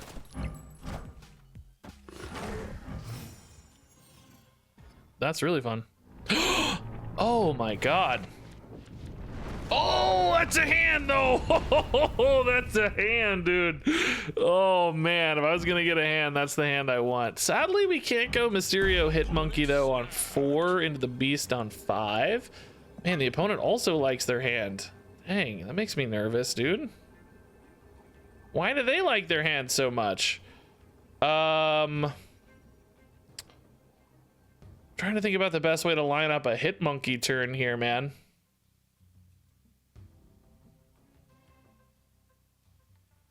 So if I hit Monkey into Beast, he's gonna get a +2 buff, basically. That's kind of cool. Mysterio hit Monkey on the final turn is still pretty insane, right? Oh, dude, we're playing the exact same deck. Shoot, that's a really good hand too. They did miss the hood though. That's kind of interesting, isn't it? So I could go Monkey Falcon here. You guys tell me it works, but I just don't trust it. And then next turn go Raccoon, Iceman, Beast mid. And then have the turn 6 pop off with Mysterio Monkey, right? I like this, I think. This looks good to me. They're gonna bounce again because they're filling this up right now. That's kind of scary. Dark Hawk. It's 0 though. It's just 0. Oh no, dude, beast. I guess it doesn't actually matter. We do still want to put raccoon here though, because we want it to be 0 next turn. And then just pick our shot next turn. So now next turn we'll have Mysterio for 3, Monkey for 1. That's 4, Bast is 5, and these are both free, so we'll be able to play every single card in our hand. We just need to beat 2 power mid. That seems incredibly trivial, unless they have a Falcon. Yeah, I think you could maybe even snap here. I'm suddenly feeling very, very good about our chances. Debris actually doesn't really impact us much at all. The opponent has 2 cards in hand. Okay. They still have a hit monkey though, right? Didn't they bounce a monkey? Did they not play the monkey? No, they just played the beast. No, they never played a monkey, did they? But 2 cards in hand means no big monkey can be possible. So I can just put the smallest stuff mid. Because we have 4, 5 power. I mean, I don't expect like a blue Marvel or anything in a Darkhawk deck. So that's 5 power mid. That's enough to win there. And then Mysterio plus, that's 14. Bishop's gaining 1 billion. If they add power here, maybe we just go Rocket Raccoon and then hit Monkey left to beat a big thing. Whatever big thing they might have left. Yeah, New York too. They could move out of New York. Oh, that's true. New York makes the Mojo world more risky, doesn't it? But Hitmonkey's so big. Surely we're okay to do it this way, right? Like if they move big targets there, is he big enough to like solo this? Maybe we do this and trust the Mysterio plus Bishop to win Lamentis. Kind of feels like overkill though. But if they move any power out, it's gonna come from right. I don't know, man. This is actually kind of iffy. Yeah, they did move a bunch of power left. Okay, so that was the right call. If they move power, it usually comes from right, so it should be fine. Is this a bot by any chance? No, not with that name. Okay. All they played is Angela? What was the other card in hand, I wonder? Do we have any way to know? Maybe something like Chavez? Dude, this monkey's gonna be insane. Yeah. I think it's so busted to play a 214, man. I just don't think that's good for the game, right? Isn't that just not good? Oh,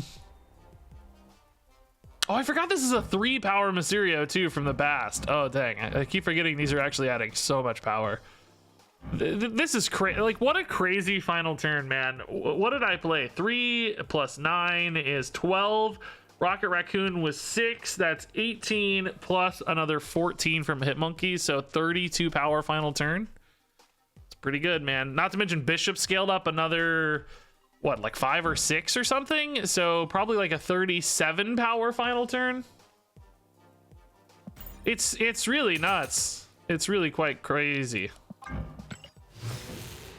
Is he an instant add to bounce decks?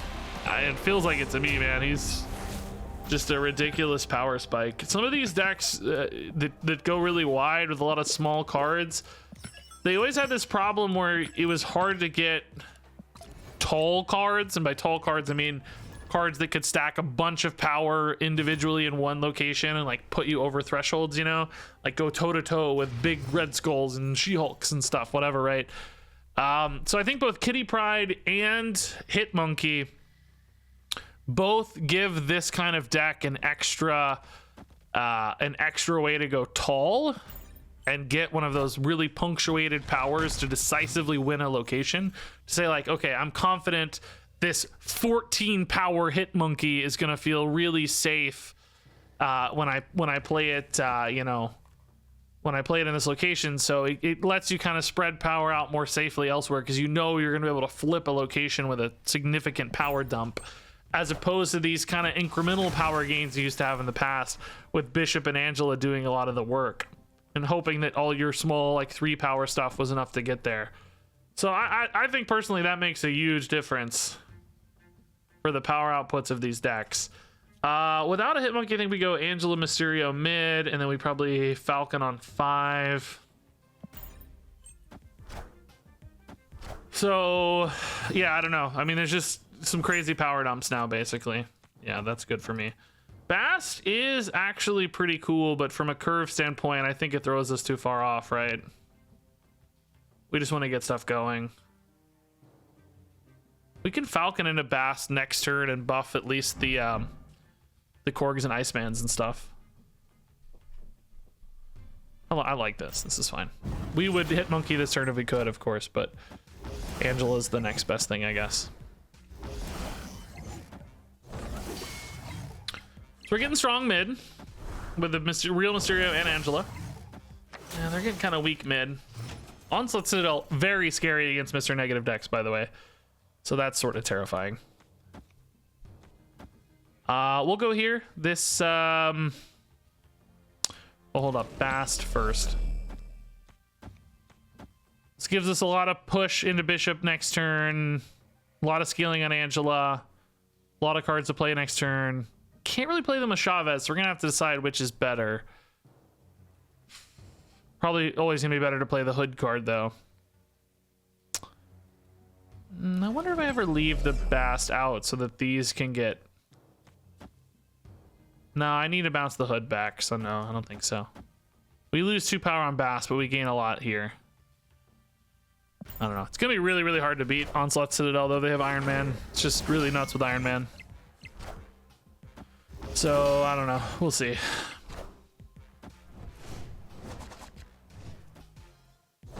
Shame we can't draw. Oh, we might be able to draw Hitmonkey now. Oh, crap. All systems go. Now I think we save these for Hitmonkey. Of course, it's still terrifying because this deck is so good at, again, just doing crazy things with an extra turn. But I don't know. This might be worth a shot now. We're just not going to get big enough, though. Yeah, we'll play Chavez this turn so that I can try to top deck the 1 and 3 Hitmonkey. Because if we get a Hitmonkey, we have a chance. If we don't get a Hitmonkey, I think we're still absolutely screwed. But we can try for the Hitmonkey here.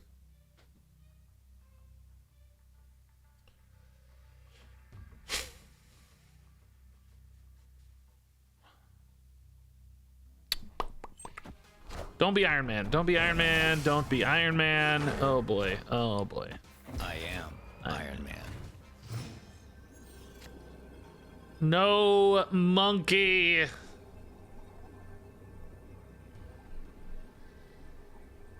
Well, I mean, we just don't win, right?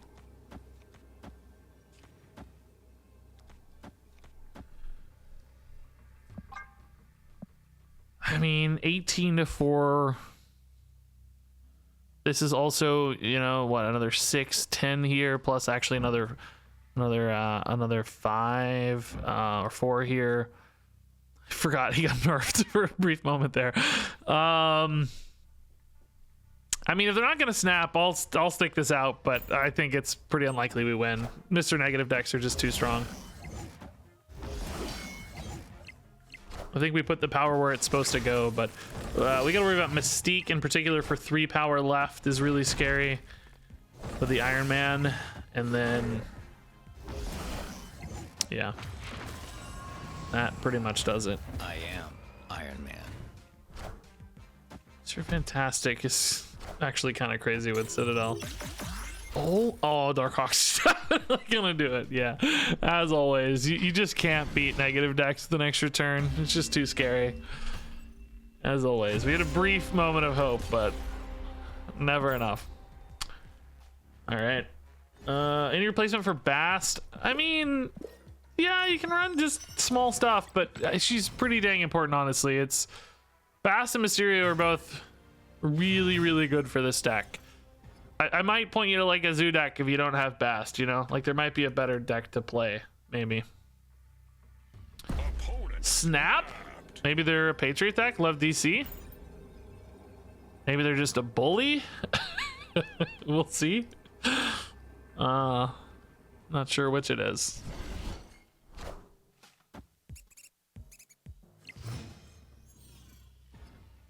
Seems like a Patriot deck. Oh. Sanctorum already too. That's brutal.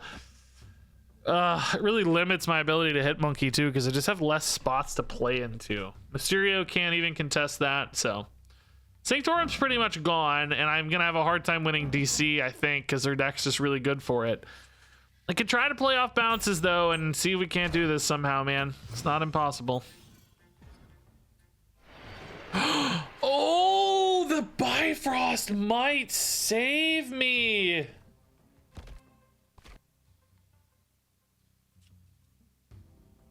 What if I just get big enough here now? I really want to play Bishop first, but do I want Bishop and Angela mid? So the question is, can they get enough power left to move it into Sanctorum in time, basically? And can I get enough power later? If I go Bishop now, I can go... Well, I could go hit Monkey Beast, but that's not what we want. We want, like... Falcon Korg or something, Falcon Mysterio, whatever it is, right? I don't know. I think it's okay to stack these. I think there's pretty high likelihood they're going to put some power in DC, and we need to be strong to contest Sanctorum. Okay, that actually makes it even harder. Well, yeah, not really. That's not that much, actually. Just make it harder to scale up the Angela in this case. Does it help me to bounce out the rocks? Yes, it saves me a spot in Bifrost. Is that the most power I can put here? Theoretically, Rocket Raccoon's a little more, but I think Falcon's the way to go. Then I can actually hit Monkey here for 2, and then next turn go like Raccoon, Korg, Beast. And play for the big turn 6 Monkey. I mean, I still don't think we're very favored here, but it's an option, I guess. I get the rocks back, so we have those to play as well for the monkey. Yeah, see, there's the thing. That's what we were worried about, is a big card going in DC, so I guess I'm pretty glad I put the bishop in that case, because that lets me maybe contest here, because they're losing the DC buff, but they're going to gain, we assume, a Patriot buff. That said, they're full on right, and only 2 of those cards scale off of Patriot. So right feels pretty safe, and mid does not feel safe, but it feels doable maybe. Hood is actually nuts, and the rocks aren't bad for me either.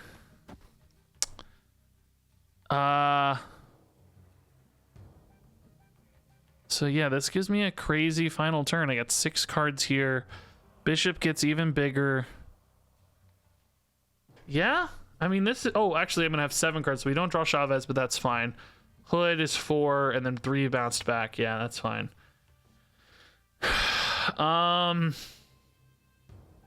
Yeah. I mean, we got a shot, man.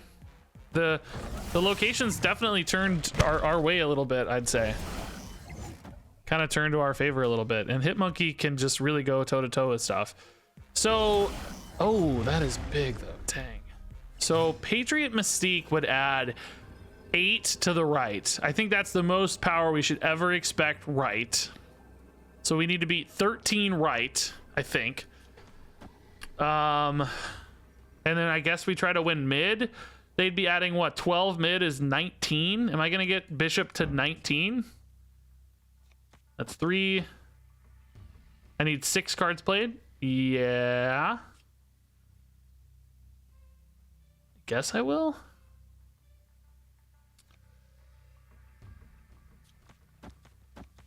Yeah, we're playing 7 cards, so that's 20. I did that math right. There's 4 each. That's 12. That's 19. So Bishop goes to 20 mid total, not himself, of course. We actually have quite a bit of power left with the rocks and the demon, and then Hitmonkey is getting plus 14 for 16. So Hood's safe to play. Rocket better left. Oh, that's true, I guess. Yeah, that's probably free. Yeah, we don't need him right, so yeah, that's fair. Shouldn't matter. We're trying to win right and mid, but it is free. Yeah. Okay, I like it. I think we got this. I don't know what card combination beats us. We beat Patriot Mystique, which I think is their highest power output play. So I think we're fine. We might even win left here. These rocks are actually super strong left, so I think, yeah, we're even gonna win left. Oh crap. I didn't mean to go for the threefer, but we take it. That's fine. The goal was just to win mid and right, which we're gonna absolutely dominate. So all good. Cool. Man, that's just, it's just nuts, dude. It's just nuts. That's a tough game to win, but Bifrost absolutely bailed us out, man. Letting us get to Sanctorum gave us so much more space to play with. These debris rocks ended up really helping. Like, what a crazy game to turn around. That's a really fun one to pull out of nowhere. How important is Bast? I mean, not fundamentally important, but pretty important. Bast can be like a 1-9 or something sometimes, you know, or probably 1-9 is a little aggressive, but Bast is very often like a 1-5 or, you know, a 1-4. It's just really strong, and it's great to have a body to bounce that's that affordable that gives you that much power. So I don't know, Bast as a 1-9 is not that crazy because it can give +3 to Angela. It can basically give +5 to Mysterio. It has quite a few ways to get big. Do we go for Hala? I don't think so. We could, man, we could. The problem is Mysterio doesn't really add to it, so we'd have to play like, nah, I don't think so. I think we want to play like Hood and Iceman into Beast on Angela, really, to get a bonus Hood. Dude, armor looks crazy and inky, doesn't it? Look at that. She's like so bright. Looks cool though. I dig it. Rickety bridge. Oh, this game's garbage, man. Absolute garbage. Maybe save that rock for later. It can enable Hitmonkey and Bishop, so let's just set up for the Beast next turn. I think that's fine. Might even play a Mysterio mid next turn. Guess it's a little better with Angela later. Am I gonna have enough hand space? Yeah, I can dump a demon mid. That's fine. So 3 cards pulled back. That puts us at 6. We draw. That's fine. Yeah. Save the rocks in case we had a hit monkey. Or Bishop. Or just need to toss something in a bridge, I guess, too. That Mr. Fantastic is going to make bridge kind of impossible for us to win, though, isn't it? As I look. Just notice the Fantastic is there. How on earth do we win bridge? I think we gotta go toe-to-toe with Hala, but I'm expecting that to gain another +8 is the problem because of Spectrum, maybe? Ugh. How do I beat a Destroyer? I don't think we do, man. So we're 6 behind, but let's assume we gotta get to 20. So we need to make up 14 power here. This is 10. So I guess if I played like Chavez there next turn, we'd flip this, but then I can't win a tiebreaker against Destroyer. They have Destroyer or probably Spectrum. I mean, they may not have the Spectrum, but they already snapped. I feel like we need to retreat here. I just don't have the hand. Too many rocks. They might also have a lot of rocks, but they snapped. I don't know, man. Let's just see. Hood doesn't really help me much is the only thing, because I want to play Chavez probably, right? Oh, Colossus too? Are you kidding me? All right, can I actually beat a Spectrum here? If they go for Spectrum, do I just win?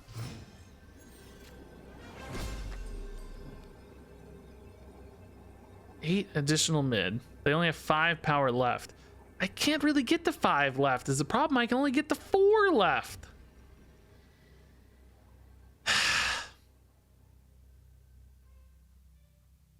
I only get the 4 left. If I could play both Demon and Chavez, I think we'd be fine, but I can't. And Iceman mid's not enough, right? We've got +4 here. We're at 16. Oh, actually, it is enough to tie at 20, but then I lose the tiebreak 5-0, right? Because I'm only going to have 8 left, and they'll have 7 left. So I lose the tiebreaker. Oh, but I can play Chavez in this case. Hold up. Is that enough to win the tiebreaker? That's 11-7 is 4. We lose by 1. We lose the tiebreaker by 1 if it's Spectrum. If it's Destroyer, they just win. 11-7 is 4. We lose by 1. We lose the tiebreaker by 1 if it's Spectrum. If it's Destroyer, they just win. 11-7 is 4. We lose the tiebreaker by 1 if it's Spectrum. If it's Destroyer, they just win. 11-7 is 4. We lose the tiebreaker by 1 if it's Spectrum. because they win 2 spots. I can't beat Destroyer left. Can only go to 13 left. If it's Spectrum, I lose a tiebreaker by 1 point, I think. It's really sad. I'm gonna retreat. I care about cubes too much. There's a chance they have all rocks and their hand is garbage, and you know we could have stuck it out, but Escaped. I don't know. I think we got to respect the snap a little bit. Kind of regret it. I kind of wish I'd played it out now, to be honest. I wish I'd played it out. Now I want to see. It's like too many cubes at stake though when I'm climbing. It hurts too much.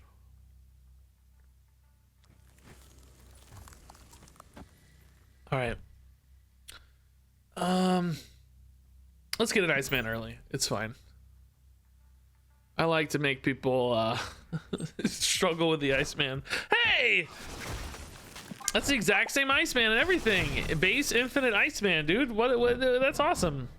That's cool. We both have the exact same card. Falcon's a little annoying. Bast is actually awesome though. And we can make a little bounce lane there too. Or Falcon. I'll clean him up either way, but oh, I guess we could have also hooded here maybe into the Falcon. I just saw that that's a possibility. Normally I'm thinking I'm saving it for the Bast because I care about the 3 power, but if we're gonna Falcon anyway next turn, it doesn't matter. Now that changes if we hit a Bishop. I was about to say we get Bishop instead in this case and do the same thing next turn, so that's fine. Vibranium's actually not terrible for us, but I'd prefer to hit a Hit Monkey first if I could. Scorpion, I guess we can Bast again later, but ooh, now I want to get an Angela down too, though.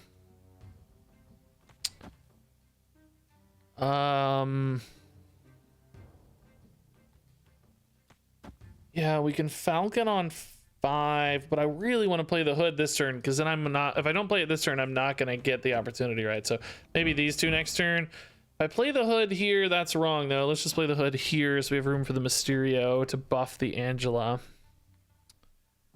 Okay, this is fine. Yeah, we'd love to draw a Hit Monkey still, I think. This Falcon's gonna make the Hit Monkey still a pretty decent play if we hit it here. Well, no Hit Monkey.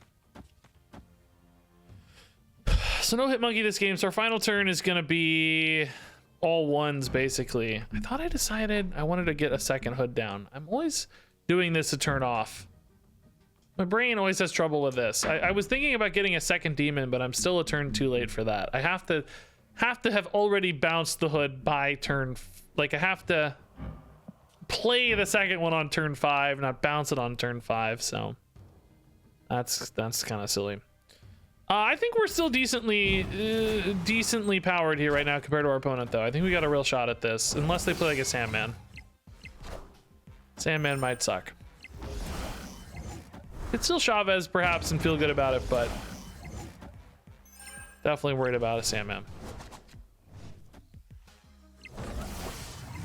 Or Wave, same difference. Yeah, that's it's kind of the same thing. I mean, I think there's a chance this wins. I'm worried about Magneto disrupting my Bishop. But I don't know. I'm leaving behind a lot of power, even if it does. I think this might be okay.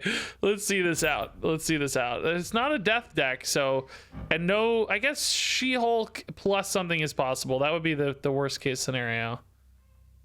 Since they floated 2 She-Hulk plus Doctor Doom or something, whatever it is, I don't know. She-Hulk plus Magneto might be pretty scary. I don't know. Let's see. The Chavez backup plan here against these sorts of plays is kind of nifty. I wonder if Wave and Sandman are going to be really good with Hit Monkey's sort of power output. I don't think Doctor Doom's nearly good enough, right? Just not enough. Yeah, even a demon would have tied here. Pretty cool. The Bast illusion, as you can see, pretty relevant that this is 2 instead of 0. Would be nicer if it was 3, I guess, but still. Man, even when the opponent like plays to counter us, we still just win. It's that's pretty wild, actually. That's kind of crazy. Okay, guys, I think I've got enough games out of this deck. We've had a pretty good stretch. Not like a crazy stretch, I would say, but pretty darn good for a day one build in particular.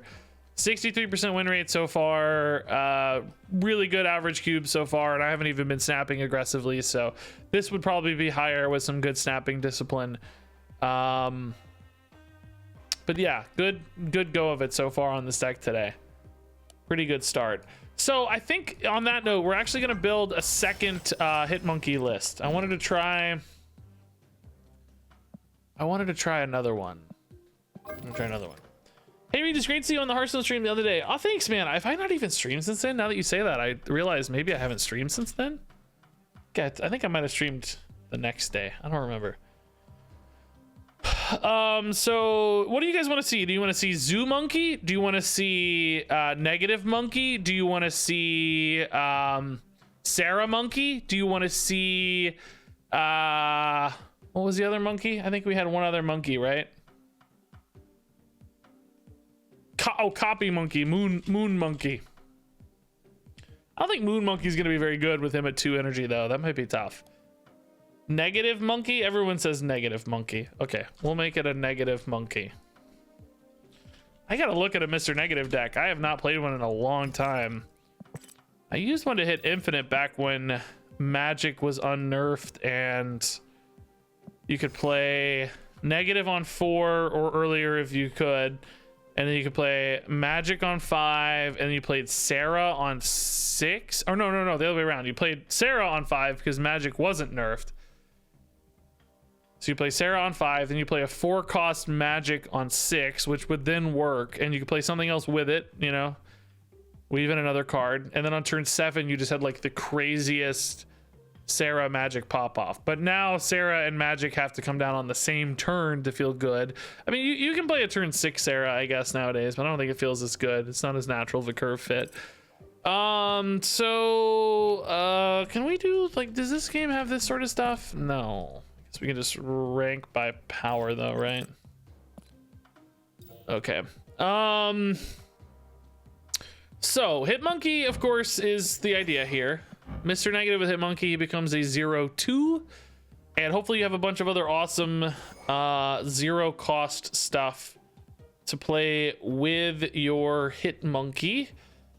I know that this is a pretty important core for the deck. Iron Man, Mystique, and Bast. I think we have to ask what else goes in here. Like, does an Angela maybe go in this deck because of Hitmonkey and your ability to play multiple cards? It's a possibility. Zola or Hitmonkey? I think Iron Man would almost always still be a better target than Hitmonkey for Zola. And there are some lists that run Zola and Negative, but I think it's a pretty greedy game plan typically. I don't think it's a great game plan necessarily. Let me pull up some good Negative decks, guys. Let's start from a powerful spot and make sure we're in a position to build a good deck here. So these are Mr. Negative decks. Man, they just are not good. Negative has not been good in a while. It could take some big cube gains, but it has not been good in a while. So this Negative list is already running Angela and Bishop, right? It's kind of got some more Zooey stuff going on with the Bishop and Angela. I think that actually fits pretty nicely into the Hitmonkey game plan. This also has Sarah Magic in there too. That's what we were just talking about. Turn 6 Sarah. This deck has a higher win rate but lower cube rate. It's because it's not really as much of a Mr. Negative deck as it is kind of other shenanigans here with Panther Zola stuff. This deck has a positive cube rate but a bad win rate. I mean, cube rate's ultimately what matters, but that will demand a higher conscious effort from us. I wonder if there's a way, now that we kind of have an idea of what cards to run. I think I definitely want to get an Ironheart in there, and I think I want to run Angela and Bishop. I really like the idea of having those as well. I'm just thinking, is there a way to create kind of a more consistent backup plan than these decks normally have? I think a lot of times these decks, it's like if you don't hit Mr. Negative, you're basically screwed. But I wonder if having the kind of Hitmonkey bounce, or not Hitmonkey, but Hitmonkey Bast Angela package in there, can you maybe be a little bit less greedy with these? Is there a way to build them that like has like a little bit more of a zoo emphasis?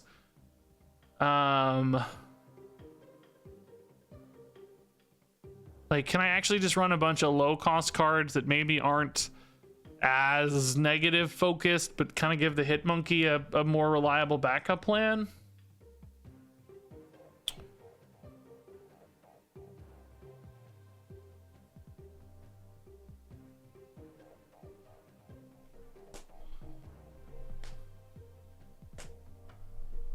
Long.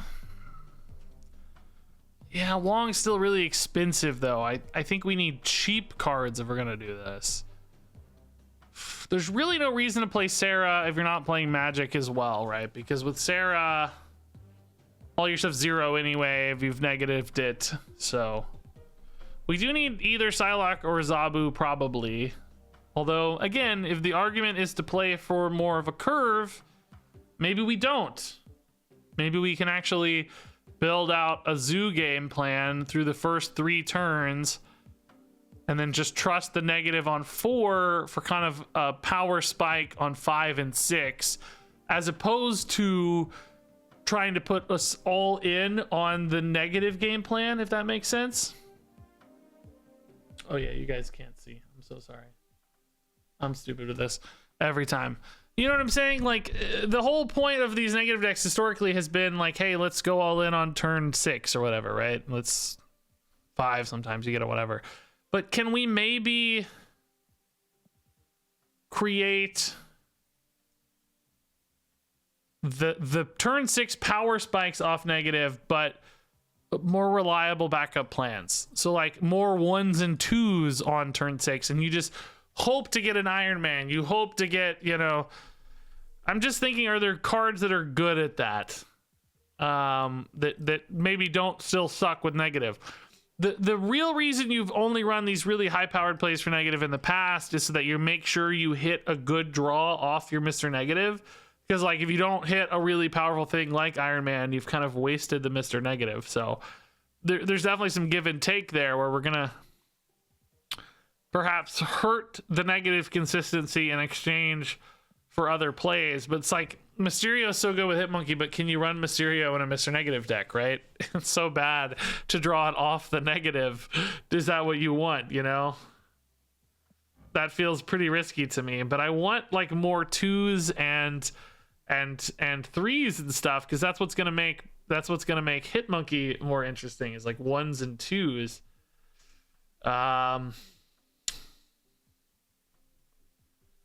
Hey, Coltion, dude, thanks for the 19 months.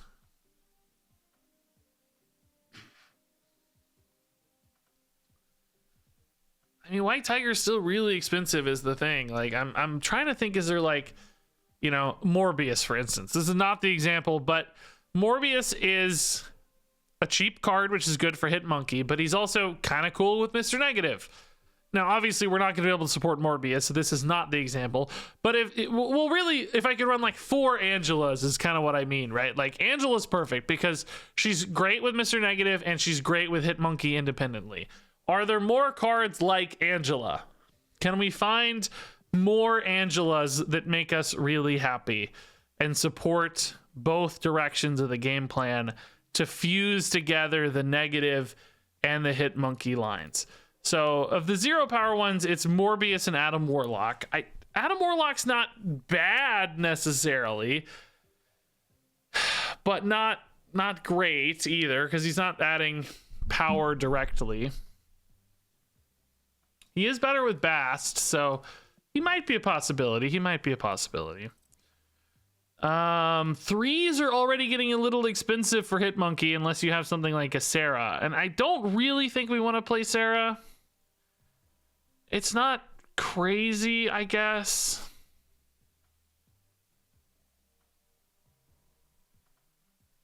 could maybe put in like Sarah Darkhawk stuff and just have that side of it too, like Zabu, Sarah, Darkhawk. But man, then you're basically playing a Sarah deck and not even a Mr. Negative deck anymore, right? How much is this even? Because Zabu is not terrible either as a 2 for Hitmonkey.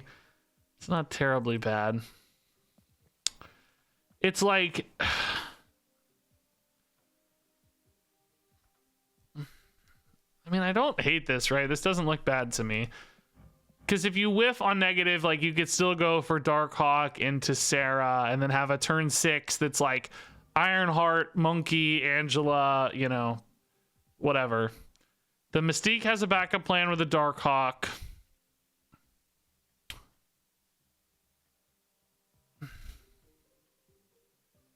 This actually looks kind of okay.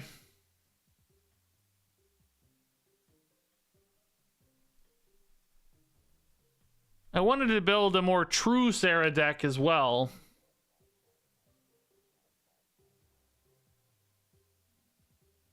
How do you support the Hawk? I think you just accept him as a 4/6 a lot of the time, and then sometimes he's a 0/10 a lot of the time, right? Like he's a thing when you don't hit Mr. Negative, and he's a Typhoid Mary when you do, or something, right? A Tuma, whatever, without a downside. Jubilees. I'd rather have more things at 3 and 2 if I could for the Sarah turn to make sure that the Hitmonkey's decent. I think this looks okay. I'm like interested to try this. Let's see how it feels. I do not think this is going to be as good as otherwise. Yeah, guys, Zola is just so hard to get working. I guess I'm definitely not convinced on the Zola game plan. We Bass later. We're gonna have tons of spare energy. It's good on literally every card in the deck, so yeah. Let's wait. Let's just get Sarah down. Yeah, it's just really hard to get empty locations for Zola. And to get the 0 cost Zola. You know, it's just it's kind of like a meme combo more than a consistently good thing.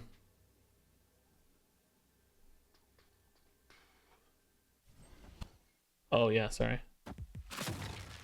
Here we go. Okay, Cosmo left. That's really not a problem for too many of our cards. That's fine. More worried about them just playing gigantic stuff. Oh, dude, Limbo can be nuts for us. Hitmonkey. Okay, we can actually probably stash the Zabu here since they've already committed to fairly low power cards here. Now, that does mean sometimes they're going to want to put their Red Skull there, though, so I may need to put an Iron Man there. Actually, are we just playing Bast first? Well, Zabu we do want to get down now in case we top deck the Mr. Negative. It's important to play that earlier rather than later, so playing him for 3 would be nice. So yeah, I guess we'll give up the 1 power on Zabu. That's not the end of the world. Iron Man already really powerful here, though. This is pretty good. And it actually happened, by the way. Oh, he's 2 from Sarah, too. Oh, I'm an idiot. I already have Sarah. I don't have to play the Zabu.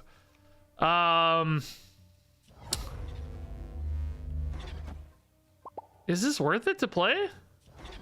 I can't play Iron Man and Hitmonkey next turn. I can only play Iron Man. Dude, TVA Limbo. Like, what the heck? What a troll. What a troll set here. Iron Man should often win left. And if I play Mr. Negative, there's a very good chance I hit another playable card too. Mystique would be the higher roll, but stuff like Ironheart would also be insane. Yeah, I think this is fine. I'm kind of saying right is going to be hard to win, but it may not be actually. We're tied, it looks like currently, so that's okay. Yeah, Angela's fine. I think we maybe just put it here too. This way we're ahead in all 3 spots, right? We're adding a ton here. We go up to 14, 7 to 5 here, and 2 to 0 here. This is not typically the kind of deck that has a lot of flexibility on these early turns. They've already played 0 and a lot of their cheap cards. They may have armor, technically a Sunspot armor line, I guess. That would only leave 1 energy though. So Sunspot, for instance, could not flip either right or mid without help. I think this is okay. True, they did float enough for a She-Hulk at 3. She-Hulk plus Sunspot though, same story. I think their problem is the Sunspot's only ever 1, and I have a 2 power or higher advantage in every spot, right? I am Iron Man. Yeah, She-Hulk's not enough. It's just 1. To see a Sunspot anywhere else, there's no Ebony Maw because it's unplayable on 4. They didn't play Sauron. So 0 and Sunspot are typically their only 1s, and 1 doesn't ever flip a second spot. So, okay. Cool, good win. Surprised they sit in for 4 on that, man.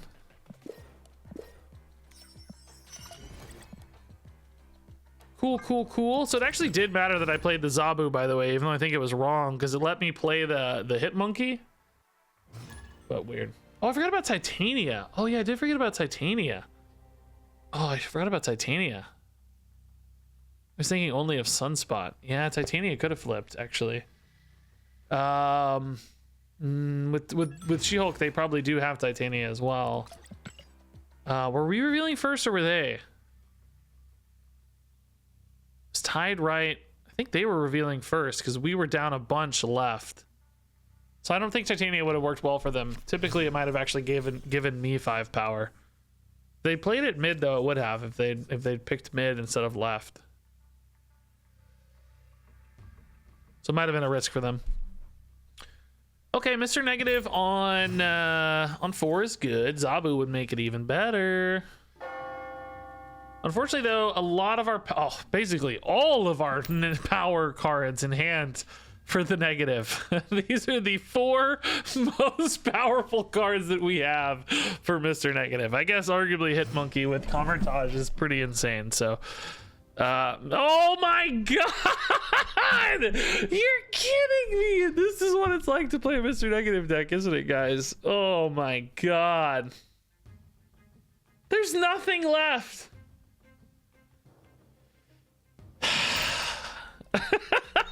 I mean, come on. What an absolute whiff. Every single 0 power card except for Angela in the hand. Oh god, is there any way to win this game? No, we're done, dude. See ya. See ya. Have a good one. Nope. Yep, see ya, buddy. Have a good one. Escaped. Have a good one.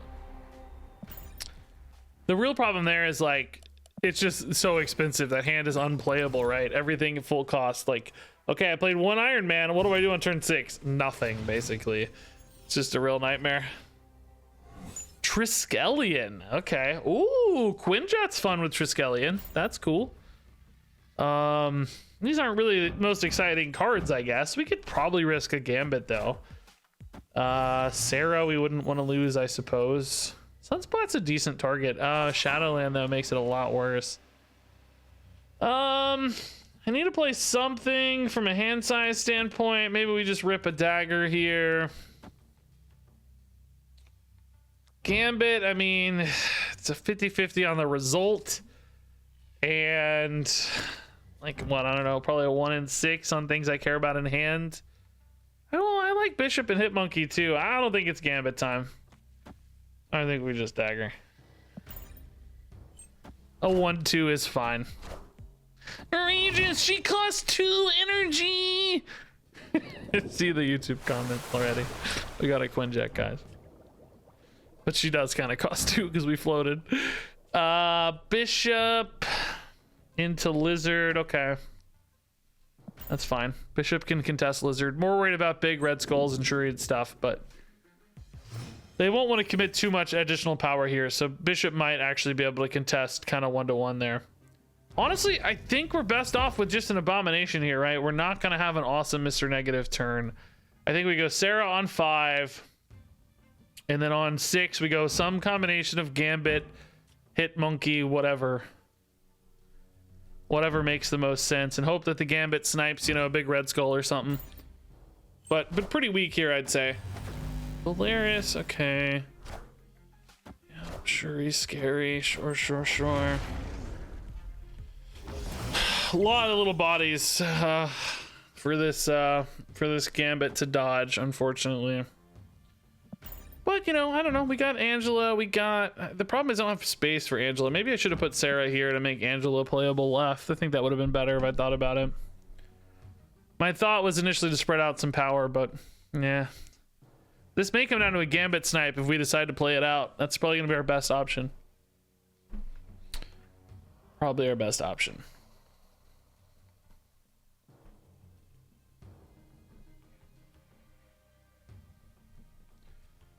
Never seen somebody think this much about their Shuri turn. You either pass into the turn 6 She-Hulk Shuri or you play your big 5. What's the... Oh, they had 2 cards. I wonder what these are gonna be. Oh, Titania and send it over. Okay.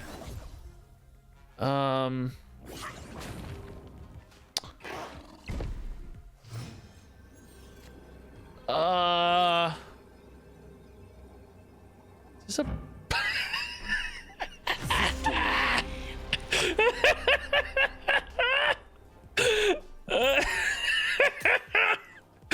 Yes, sir.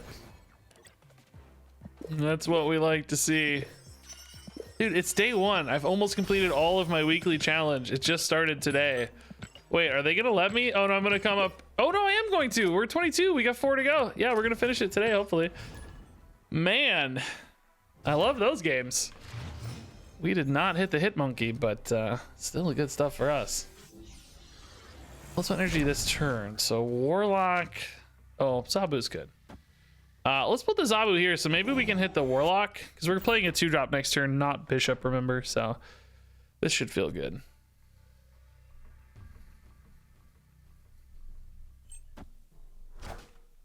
Uatu? They played it left, which kind of makes me nervous. Like, what's gonna happen over here right? Oh. Okay. Interesting. Still like Adam Warlock over there. That's fine. I don't know. I feel like my deck's gonna be pretty awkward for them, given all the Mr. Negative stuff. If they don't have... Well, if they do have Mr. Negative, it's gonna affect... Oh, that is a dream roll. Holy crap. And we'll just Green Goblin here, right? Shut down the Angela sooner rather than later, I think. We lose the Bishop, but we don't have a lot of time on this always. You kind of have to go early, lest they fill it up before you want them to. So this seems like perfect timing. Debris. Okay, so they're locked in at 4 power there. This is looking just amazing, man. Right feels somewhat safely secured, I suppose. Put an Iceman there. We're drawing a bunch of cards. They only have 3 spots left to play realistically. This is great. Yeah, why didn't they put Uatu on deaths? You're right. Wait. Yeah. Wait. I just realized. Yeah, wait. Is it a bot? Yeah, it's a bot. It's a bot. You can't have a flare on a base art, so it's a bot. That's why, guys. That's why. It is El Bato. They don't have like... They don't have like... Do I need to worry about a freaking like a Blue Marvel or something, or a Doctor Doom? How many cards did they play that are actually theirs? At least 3. No, I don't know. This seems fine. Whatever. Oh yeah, I can snap, I guess. Yeah, sure. I'm so not used to playing bots. There we see the Hitmonkey get buffed. Okay, are they gonna retreat if I snap now? I don't ever play bots, so I don't know how this works. Does it just retreat? Oh, it does. Oh, I snapped too late. Yeah, okay. I think it knew it couldn't win, so. I'm not used to farming bots and abusing bots. Sorry, guys. I know the higher your MMR, the more likely you are to just farm bots all day. Doesn't that get really boring? I wonder. I feel like that would be giga boring. Bast at 0 means we can just wait and hopefully hit some more targets here. Mr. Negative on turn 3 would be awesome. It's gonna happen. Oh my god. So we can actually play this turn because we want to hit the negative probably. 0 cost cards can go here. That's fine. Yeah, Bishop's better if we buff him as opposed to play him. Okay. See this location, then I think we can snap here. Oh, okay. Sure. We don't like Sarah better, right? We have to hit the Mr. Negative stuff. Ooh, we could maybe go Adam Warlock, though. That's kind of a bonus. I like that. Draw me more cool things. Yeah. It is limiting our power output here a little bit, but we can always spike with an Iron Man, right? Oh, man. Dang, dude. Really? No, Kurt, I didn't even show anything scary. I guess Bast is pretty scary and a lot of things. I guess if you see a Bast, you feel behind a little bit, don't you? Does anyone else feel insulted playing bots? No, I welcome it. If a guy wants the free cubes, I have no shame. I don't care. This is a fantastic Bast. I don't think we wait. Since we're going to play Angela on 2, really good Bast. Makes Ironheart a solid play as well with only 2 units out. Sometimes it feels bad to play Ironheart on 3, but if Ironheart herself is a 3/3, it feels so much better. Hey, Bast! I feel like Bast is quietly one of the better cards in the game, honestly. Maybe it's not even all that quiet, I'm not sure, but she's kind of insane. Ironheart now looks really nice with these squirrels. Ooh. You ever Adam Warlock here? I don't think so. Space is at a real premium in this game, so I think we want to make sure we're utilizing every position for some meaningful power output. Negative zone, I hope it gets erased because it's gonna be really hard for me to contest. Dark Hawk is like one of my only ways to get notable power there. Oh, Mr. Negative into Iron Man, I guess, is pretty legit, but I really only have Iron Man and Hitmonkey left that are interesting. Sarah is not interesting, I think, because the board space is such a risk here. Iron Man's probably worth it though. 2 draws at Iron Man's pretty insane. Iron Man can carry. Drop negative right. I don't hate it. The logic being that we can just give up right, but the opponent also hasn't really shown an ability to contest right very successfully, so I still wonder if a Dark Hawk could not maybe give right a go. It is true though that if we can like Iron Man Mystique, we're probably always going to win left and mid, so I don't hate it. It does kind of force us down a really narrow path though, so let's see what the opponent does. Is this... Oh, okay. They're way ahead here now though. Yeah, see, I didn't hit an Iron Man. We still can next turn, of course. It's not insane. Dark Hawk is pretty small. Am I better off leaving that space available for next turn? If I draw Zabu or Bishop, we're very sad people. And then I have maybe 2 meaningfully large cards to play. I think realistically Darkhawk left is probably gonna be the biggest card I get there, right? Unless I hit Iron Man and I can play a Hitmonkey left instead. Hitmonkey right like never makes the difference, right? We got to make up 4. I mean, it could. I'd have to go to 8, but they're probably gonna play stuff there as well. I'm just thinking, is it right to play the Darkhawk now while I have the energy? It's way better if I don't hit Iron Man, which is 75% of the time, so I think so. It's worse if we hit Iron Man, but better if we don't. So I guess we'll see. Oh, they play the Darkhawk right, okay.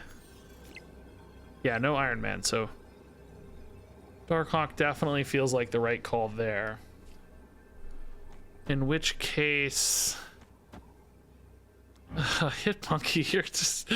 It doesn't feel great. What is he? Is he 0? Yeah, okay, he's 0, so we can do this. Boy. 6 power Hitmonkey takes me ahead by 12. I mean, Iron Man would win it for them there. Just a lot of things that wouldn't, though. Oh, they must have an Iron Man, dude. They're snapping pretty confidently there. What do they have, dude?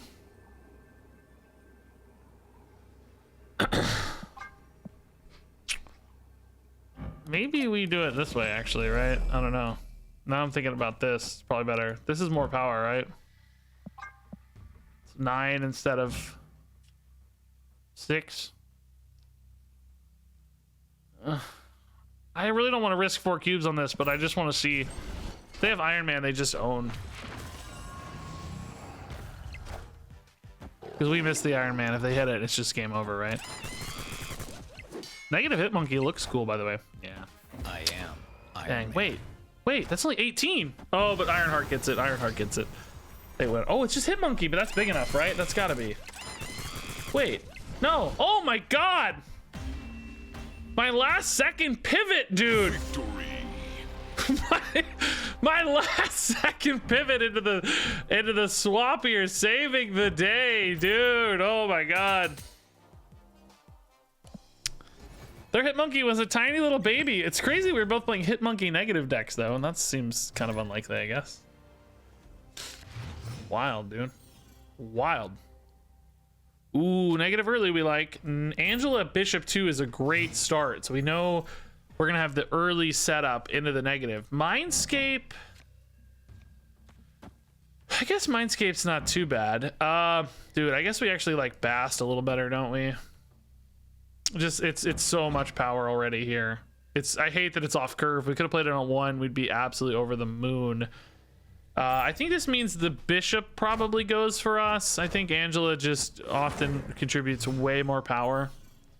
Because we know, well, I don't know. We got to think a little bit about our turn 5 and what's going to happen, because we know turn 4 is always Mr. Negative.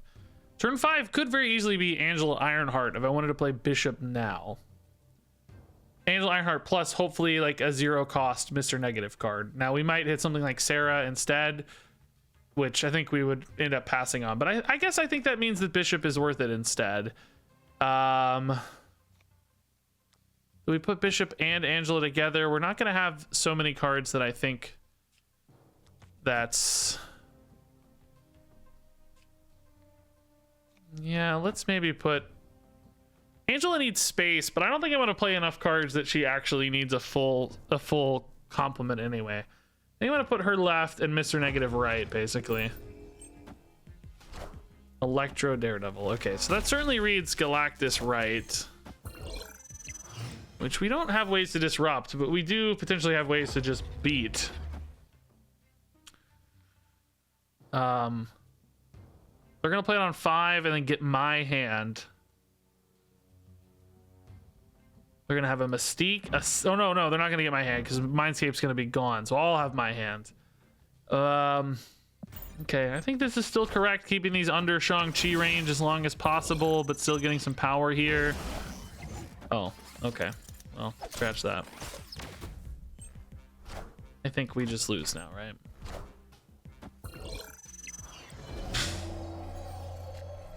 Well, wait, no, they can't play... Hold up, no, they can't play Galactus anymore.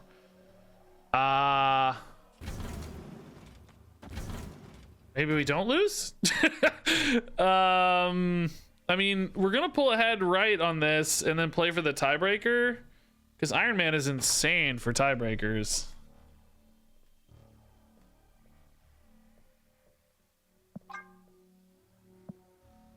Maybe we don't win. I mean, Shuri's Lab is also insane for tiebreakers, but I'm leaving them with only a Sarah currently. I don't know if this is right, by the way. This power actually scales better left for a tiebreaker. Maybe I should have swapped the order on these. My thought was to pull ahead right, but ultimately I just want the most power total for a tiebreaker. So I don't actually think this is right. I think it's better to scale the power on the Iron Man location, right? I think this is a mistake. Hopefully we're just big enough anyway, because they're only ahead by 7 and I'm ahead by, or 6 and I'm ahead by 18. Sarah adds 8 if they get like a... Yeah, I mean, Darkhawk is still +6 here. Yeah, it's 10, which is 20. Yeah, we have to win a tiebreaker. There's no way we don't. Even at 18 from Chavez isn't nearly enough. I'm adding like 21 power or something. Yeah. Okay. I think I played that wrong, but well, I mean, pretty minor in the scheme of things, but technically we hit the Iron Man. I think it was worth a little more. Okay.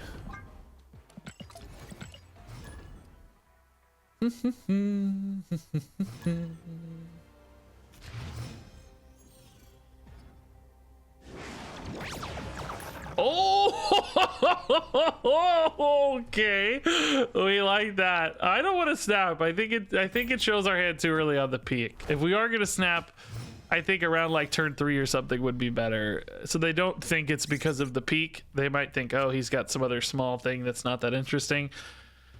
I really want to just go for a turn 6 pop off in this case with Hitmonkey, right? Bishop's totally fine to develop early. Hollow would be a bit of a risk, so we can still play Darkhawk on 4. I think that's fine, especially in Hollow. It might help us destroy something. Oh, never mind. Okay, not the peak again. Okay, Darkhawk.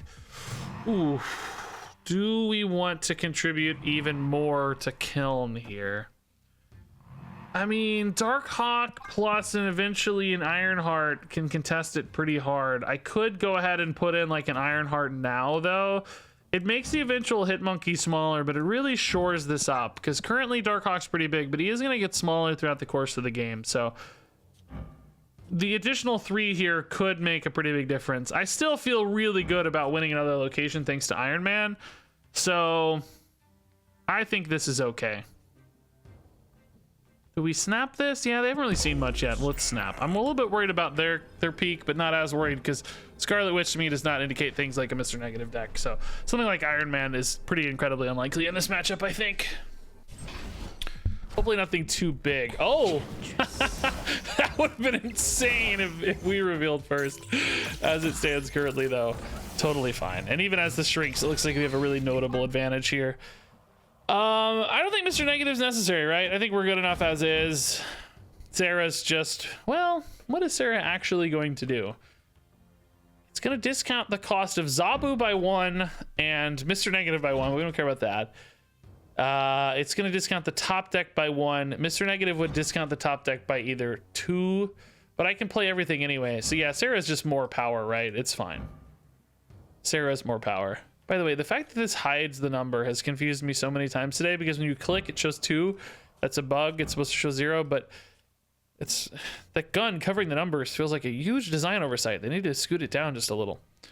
Anyway, yeah, I think Sarah is always better because Sarah is just plus power in this case is the important thing. Sarah of their own. Okay, we might see the opponent play a Hitmonkey here. We have, I guess, a little bit of a decision to make about where our power goes. We could, for instance, power spike into one location and say like Iron Man and Hitmonkey go together to ensure that we win 1 if we think it's guaranteed that we're winning Kiln, which I do think is pretty dang likely. Sarah decks do sometimes run Killmonger buffs, so they could maybe gain +3 here. I just don't see them getting to 14 though. Like Dr. Doom's not going to happen with any sort of buffs. So in other words, we might be a little safer to just completely stack. Now that said, Iron Man is so freaking good at winning spots that I don't know if it matters. Like he's just, you know, we're adding obscene amounts of power mid. I think spreading off and trying to contest left doesn't really hurt much. Oh, true. Killmonger kills the squirrel, so even less value here. Well, it kills my squirrel too, which is buffed. So I would actually go to 11, and they would go to 9. So yeah, this is a little hedge against Shang-Chi as well, because Bishop gets buffed into Shang-Chi range, and then Iron Man still wins fine. Because this also might get Shang-Chi, and I'm too lazy to count. But I think this is fine. Anything more is probably overthinking it here a little bit.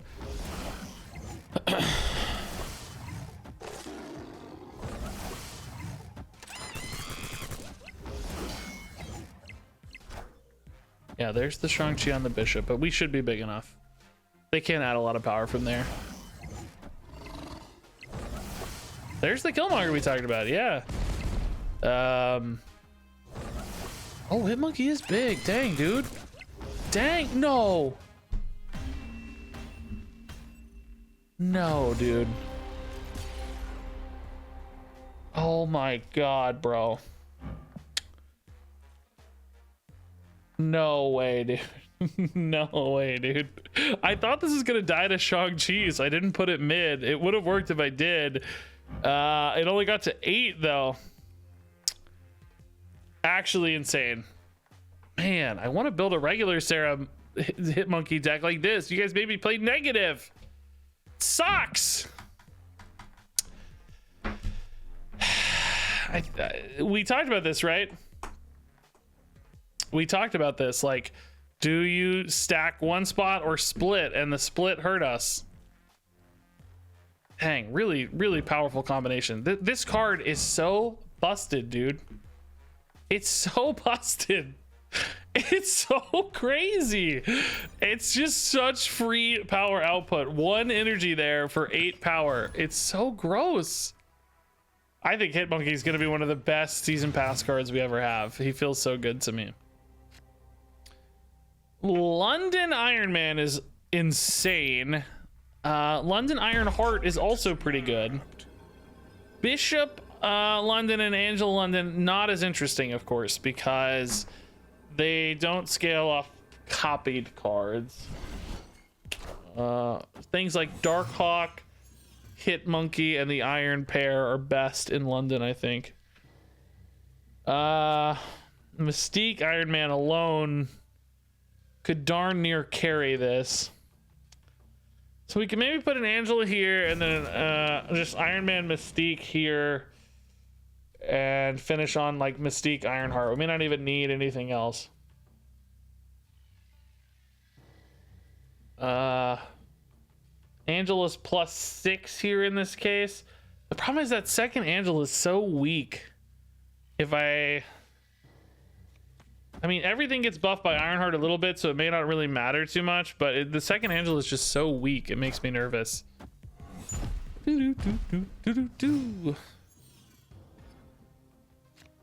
Oh, Bass, dude. Bass is insane. Okay, yeah, we can Bast. All right, the Strange Academy is actually a bit of a risk because it may move Angela into London, although this may also copy London, so who knows. Oh my god, bro. Okay, with 2 Londons, I think we're safe to play here, right? Because even if a Bishop rolls here, we're not like locking out all the Londons. I do want to make sure though that we can stack Iron Man and Mystique, right? Like I need to make sure there's enough space to always have both in one London spot. Is this really worth it? Because it does risk like filling this up, and then I guess I could still do Iron Man, Mystique, Ironheart. Yeah, this is fine. If it goes here, I can stack Iron Man, Mystique together, and then Ironheart over here. Yeah, I think this is fine. Bishop is important to add some scaling to the Ironheart stats, I think. Okay. Oh, and I'm getting the Iron Mans anyway first, so I'll always have one more spot for Mystique, but that might stagger this Iron Man alone. Yeah, I don't know. This might still be wrong. I'm not sure. It just depends on the luck of the draw a little bit. Red Skulls are really big, but it's not going to be big enough if I get Mystique, right? Oh, I hope these don't both roll into... I need left to have a Mystique with it, honestly. Oh, I think this Bishop was wrong. I think it was wrong. Yeah. Oh, that Angel is just 0 power left. Oh, I'm having major regrets. I mean, I think we're pretty favored to win right and mid in this case. Going to 25 plus 2, 26. It's only 52. Am I favored to win? Red Skull adds a little more. Oh my god, it depends on these Ironhearts. I'm only getting the 1 Ironheart. If she rolls left a bunch. Also, I only have Ironheart Mystique mid. This went terribly. This went so bad. Oh, this was a mistake.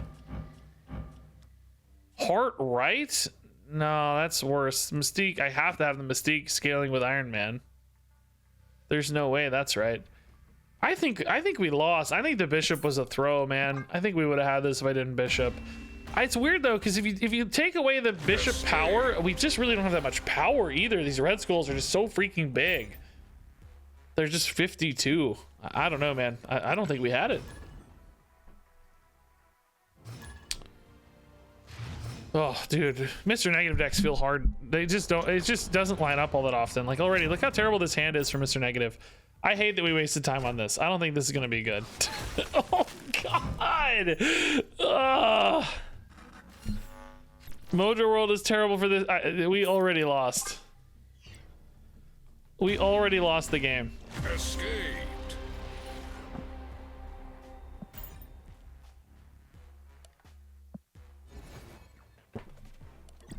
Just miserable. I'm probably gonna go, guys. No way Mr. Negative is good without any ramp. Thankfully, we have some ramp. We got Zabu. That's why he's there. I don't know, man. I don't think I'm gonna get a video out of this deck. It's just not working well enough. We've barely had any games where Monkey was even remotely good. Although we actually have a 60% win rate with this deck right now. What? I thought we were losing a bunch. Okay, it's doing better than I thought. It feels terrible, but I guess when you win big, so that does help. Still feels pretty terrible though. Adam Warlock ahead of time you feel awful about because the opponent knows it's coming and then tries to contest it, and then Bishop's not enough usually to like spike it and win it. Goose we can kind of work around okay, especially if we hit negative. Yeah, let's Bishop for now and hope somehow the opponent just ignores the Adam Warlock for whatever reason or doesn't have a play.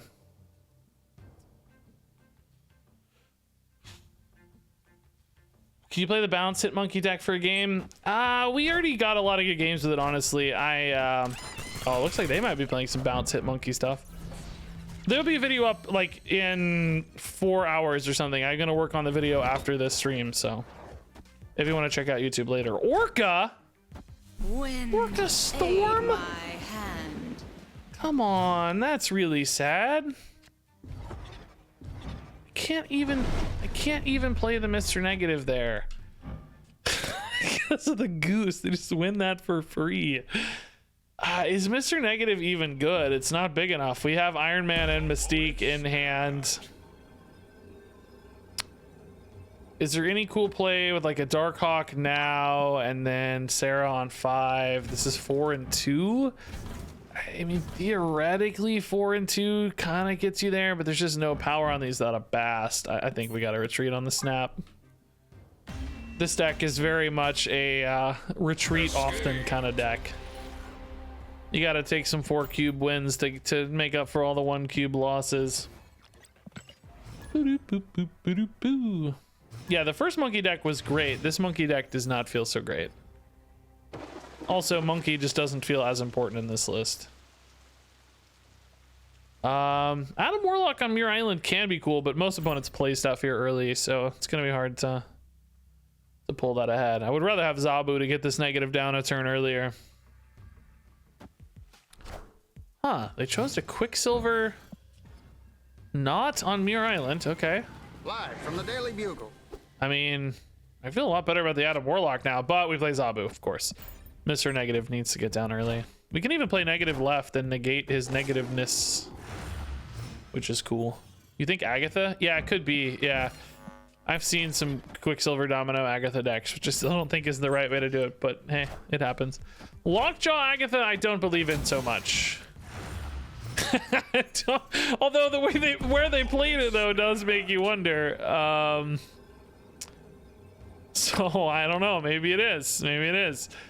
Yeah, we don't hit monkey yet, right? Because we have Sarah. We can have a pretty crazy turn 6. Mojo World might be a little hard for me to win. They snapped.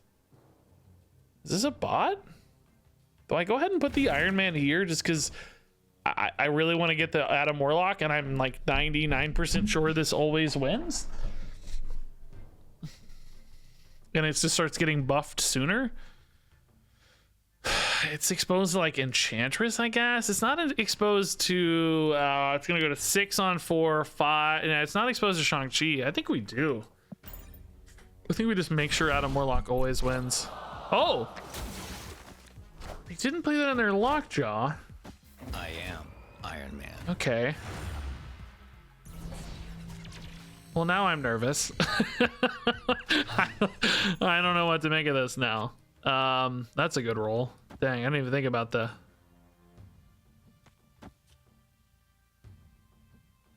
I actually need to make sure I can put enough cards here, right? So I have to play Sarah and then Ironheart and Hit Monkey.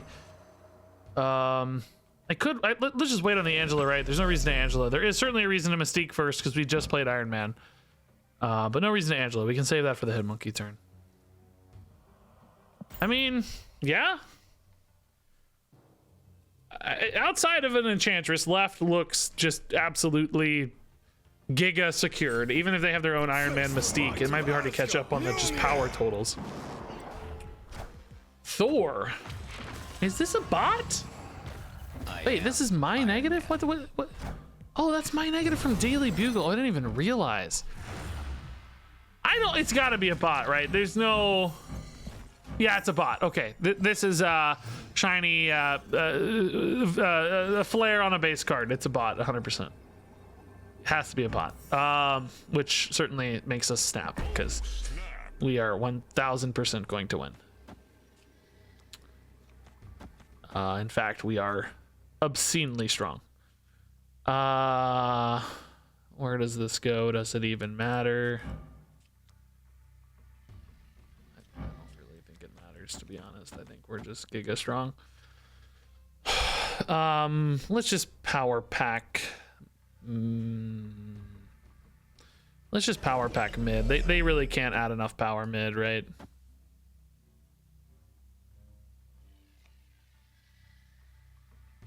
We know Hit Monkey can actually go in this order. This is fine. Ironheart more likely to hit mid where it matters in this case. Okay, yeah, this should be fine. I mean, right, we're power packed as well because Mystique Iron Man is insane. So it doesn't matter. We're just way super far ahead. 1 card left.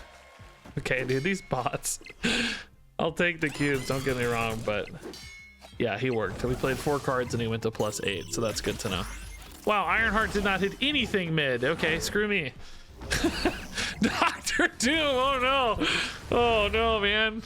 It's crazy we get these games that work this well against a bot, man. Like, we've played this deck against so many humans and can't hit the nuts. And the first game I get a turn 3 negative where we just absolutely go insane, right? It's against a bot, which, I mean, okay, whatever. We'll take it. A little sad to waste that game against a bot, but shows what the deck can do sometimes. Which is pretty cool. 5,000 credits, man. How do I always get the newest card? Well, this one was easy. This one was just the season pass card, so I just paid $15. But for every other instance of that question, I buy a boatload of credits with gold and got so many tokens that I bought all of the cards. And once you have all of the cards, of course, every time I get a new shop, it has the new card in it. I've technically sometimes gotten variants. I think they're changing that too, though. So basically, I just always have the new card in my shop because I've only ever played, or I have every other card, so it's just guaranteed. But I still have to buy a lot of credits to get enough tokens. Mr. Negative sadly missed the Iron Man Mystique here. I have to ask if it's still worth it. Ironheart is good. Angela is a little late. Darkhawk is pretty good.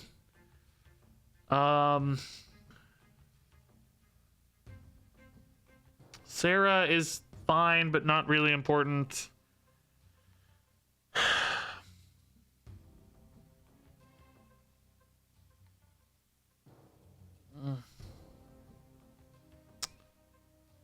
Just I don't know, man.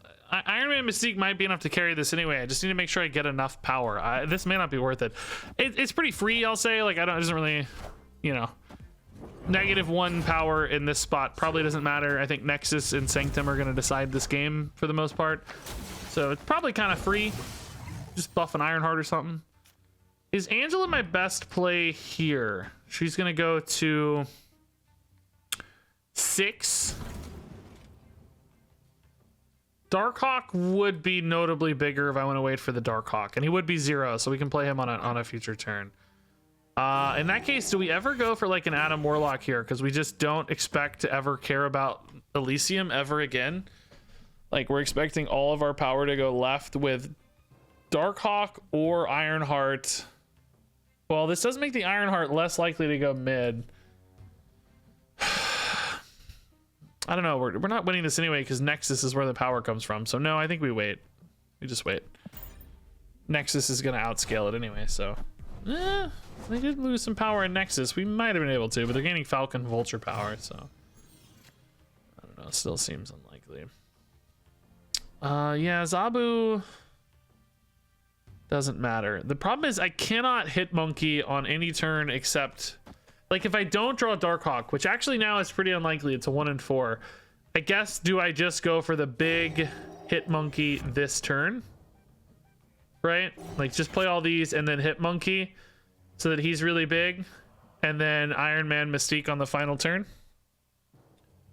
If I got an Iron Heart, I don't think it would be better. If I got a Dark Hawk, it would be.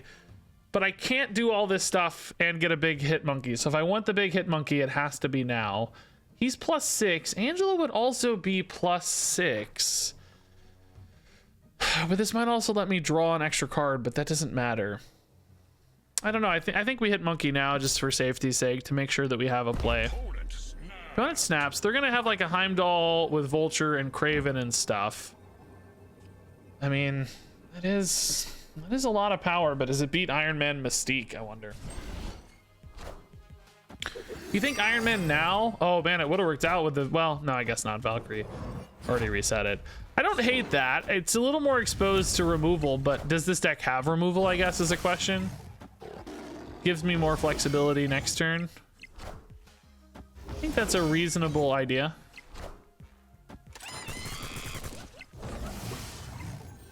Oh, we hit the Dark Lord. No, dude, no.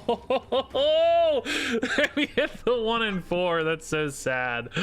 So let's see, right? We're going to another 9 here, or 9, so that's 15, that's 30, that's 60. There's no way they're beating 60, right? Even like a Odin or something that ripped the Valkyrie again wouldn't beat 60. There's just no way. They're revealing first anyway, so... well, actually, they're revealing first, so an Odin would, actually. We would go to 6, 12, 18. Or 6, 12, 24. They would actually have exactly 24. No, I think this will be fine. Usually this is fine. Darkhawk's not worth more than Mystique, right? We're at 13, so functionally... no, he doesn't ever beat 13. Yeah, this should be fine. This should be fine. I don't think anything beats us here. Oh. I lied. I am Iron Man. Oh, dude, what a soul-crushing defeat. Juggernaut?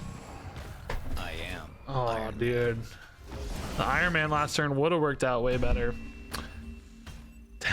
I did not expect Juggernaut, I'll be honest. That's pretty clutch. Juggernaut and Valkyrie, they have so much disruption in this list. I expected a more typical end-game move because of the Falcon, but debated hard, dude. I like it. I think that's good. I feel like moves don't have enough ways to interact with your opponent, so having both Valkyrie and Juggernaut really shores up your kind of interactive weaknesses. That was pretty crazy. I like it. I bought the rock portrait, by the way. Even though I don't use portraits, I still bought the rock portrait. I don't know what's wrong with me. I decided, let's get it anyway. Who cares?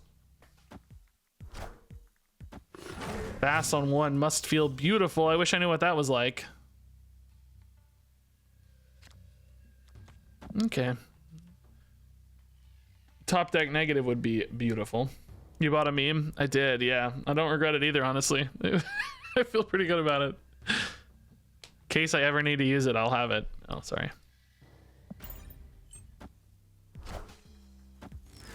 Black Widow. Ugh.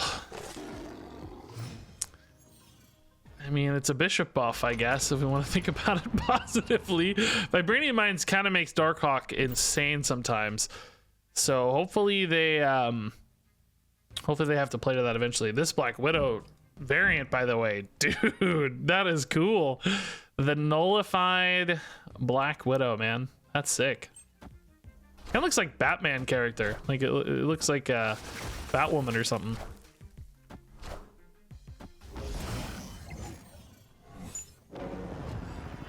Oh, Baxter building. So with Mystique at 4, we can't go Sarah, Iron Man, Mystique. That's 4 and 3. That's too much. I think we definitely want a Darkhawk here. I'm a little bit worried Zabu is going to move here and lock this up, though.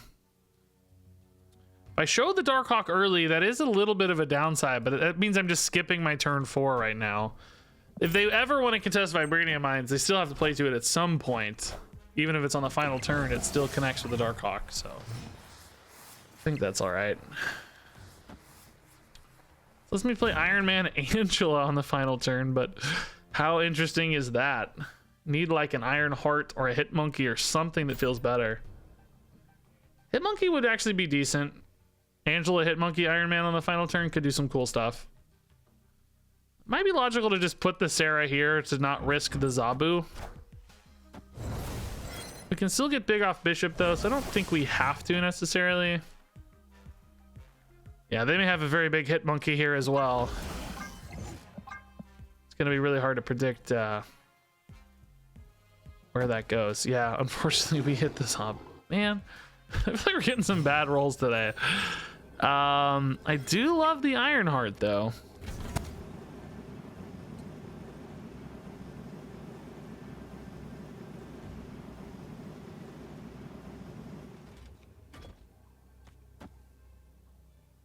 I hate that I'm not putting any power left, but I don't know, my stuff's 0 power, right? So Iron Man, I kind of need this Ironheart to hit Iron Man and Sarah. I'm hoping that, I don't know, they may just not contest Vibranium Mines at all in order to keep the Darkhawk smaller. In which case, in theory, I'm better off doing it like, actually even better off doing it like this, so that I hit mid and win Baxter building and play for the Iron Man Baxter building because we think this might be free. But I don't think 6 is enough to win this. I think they're more likely to go hard mid, in which case maybe we just do Ironheart to hit more targets here and then trust that they won't play to Vibranium Mines because they know that makes Darkhawk too big. Like, they just can't play here because Darkhawk gets too big. Unless they just forget and then I get screwed by trusting them. Oh, they just played every card. Okay. I take it back. So we should have played Iron Man first in this case. We might be big enough anyway, but I don't know. It depends where they put the Hit Monkey, I think. It went left. Okay. Demon's still really big, though. Mysterios are 3, so that's also really big. I think we're screwed. It's 15. This might only be 2, but they have Bishop buffs anyway. Yeah. They just did not care about the Darkhawk at all, man.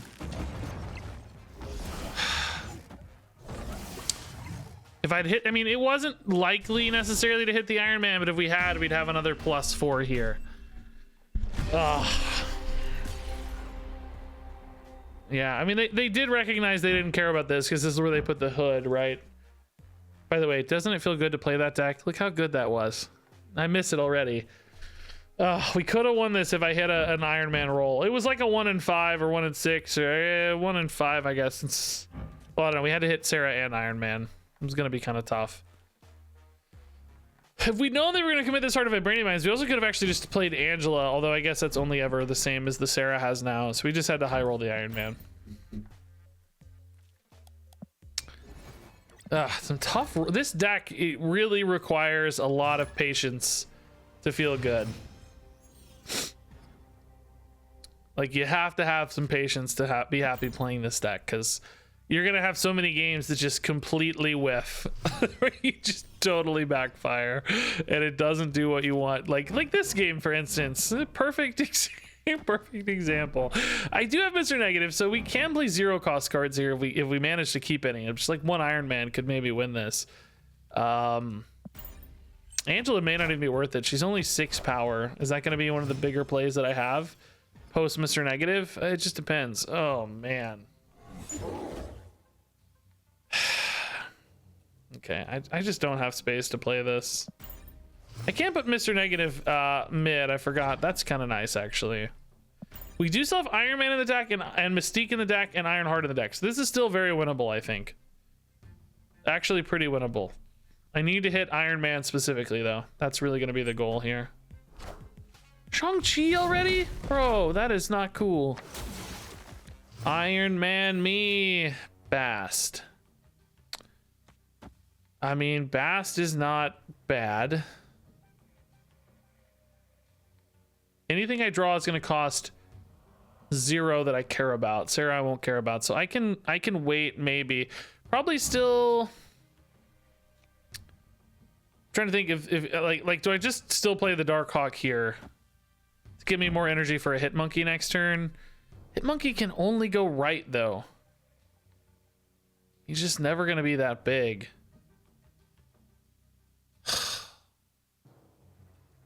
There's just no way to win this game, right? This is so stupid. I think I sit on the Darkhawk maybe because I can play it next turn for +3. Because I'm only gonna have 2 spots to buff the Hit Monkey anyway. So why play the Darkhawk early, I guess, right? Unless I get Sarah. Devil Dino is so big, bro. I don't know, man. I don't know, dude. I think oh, I got Sarah. God, this deck is so bad, dude. Oh, I was hoping to hit a 0 cost to play here, right? I don't know. This deck's so bad. It's actually not. We're kind of positive on cubes still somehow, but Escaped. yeah, we're up 5 cubes, but it doesn't feel like it. I guess 8 of those are from a bot, right? So I don't know. We're not really up 5 cubes. But here's the thing, right? As soon as we hit an 8 cube game again, it'll jump us up again. You just got to get patient for the 8 cube games, I think. Early Bast into Iron Man Mystique is actually pretty cool. That's kind of a nice backup plan for this deck. If it's ever going to work on a backup plan, this is the way. Morag is that's a little tough. I know we weren't gonna hit a Zabu. We could have held Bast for this turn. Angela and Zabu both probably. So I don't know. I'm just thinking if it's worth it to. Oh no, Atalan is a nightmare, dude. I mean, it might hit me Mr. Negative on time, but now with these already buffed, if I Mr. Negative them in the deck, they're going to be 3/5s instead of 0/5s. So it's kind of just worse. I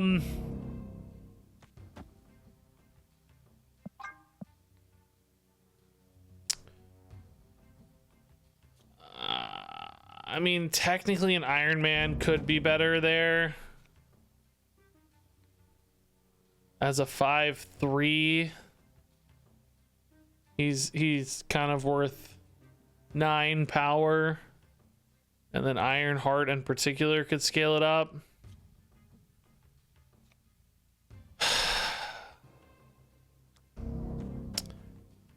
I don't know. I feel so restricted by Morag here, and the Atalan 2 just completely ruined my plans. So I don't know what to make of this. It's just too late for Mr. Negative, right?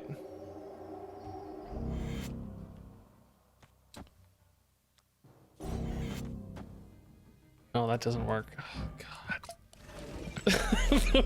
The Morag is so annoying, dude. It's like the Warlock isn't even useful. I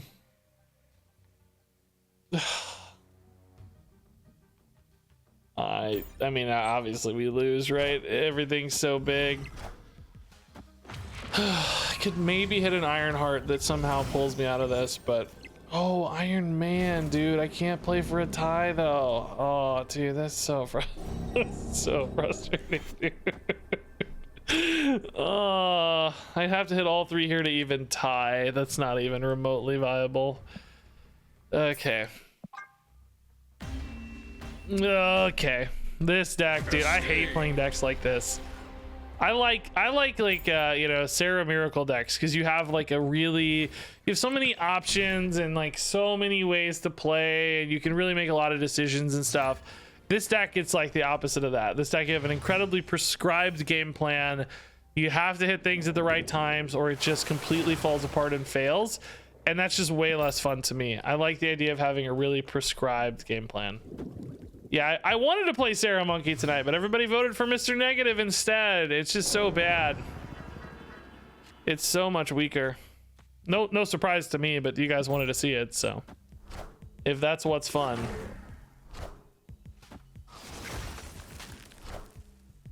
Okay. Oh, dude. Scorpion after the dude, I swear to God, this deck is so unlucky. I swear to God, this deck is so unlucky, man. It feels so awkward. Dude, come on. I'm gonna go crazy playing this deck. Oh my God. Do you have a good Sarah list? Yeah, I hit Infinite with Sarah last month. I put the deck on YouTube. It's funny, nobody really watches the videos of like the really good decks and like the decks I had Infinite with and like these super high win rate decks. I mean, it got 50,000 views. I shouldn't say nobody watched it, but if you put a meme Orca deck up, it gets twice as many views as like a really good Infinite deck. World Ship? Okay, interesting. Iron Man with like Mr. Negative action, or I guess really just in general, can do some work on World Ship. We can really stack a lot of power in a single spot with Iron Man Mystique. We just have to make sure we get the right cards to go with it. So maybe like a Darkhawk into Iron Man Mystique would be pretty cool. If I could bast all 3 of those, that would be especially cool. But without Iron Man or Mystique, I don't know. It's gonna be hard to get big enough. Like Angela's 6, you know. Like Angela plus what? Like, I don't know. Angela plus stuff. Angela, Hitmonkey's never big enough. It really has to be Darkhawk Mystique. If I hit a Mr. Negative, we're gonna have to make a decision of whether I want to play it or not. At some point, we're also gonna have to drop a card to create hand space. Could be a bishop, could just be a bast, like we said. Doesn't have to be this turn unless but if I get Mr. Negative or Darkhawk, we'll just play those next turn, so that's fine. Yeah, I don't know. I feel like I will literally want all the cards that currently aren't in my deck or in my hand. I literally want every card that's not currently in my hand. This deck, dude, I'm going crazy playing this. This video is gonna be about my descent into madness, trying to make this feel good in the slightest. I basically just want every card that I don't have. Darkhawk's good, but I think it's too late now. Because now if I get Iron Man, I don't have anything to go with it, right? I missed my ability to scale up off an Iron Man. I mean, maybe a Mystique into like an Ironheart would be good, but the opponent's gonna be big too. It's not like...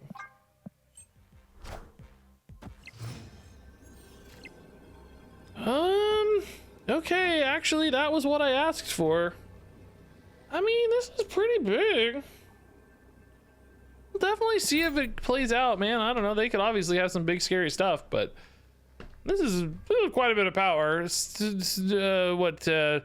Ironheart's what, 9, and Mystique's another 6. 15 power. We're down by 1. They have like rock slides and stuff. It'll probably be easier for them to make up the power on the Darkhawk, which we don't have any of that, so. But it's worth a shot. Is Mystique actually the best play now that I look? Oh, that's not enough. That's not enough. We're good. Wow. Okay. Is Mystique 6 for 3 is the best, right? Hitmonkey's only 5. Bishop's only 4. Angela's 5. Yeah, this was the best. Probably should have thought about it a little more, but okay, that's a weird win. We'll take it. I complained so much. We still got there, so that's good. That feels nice.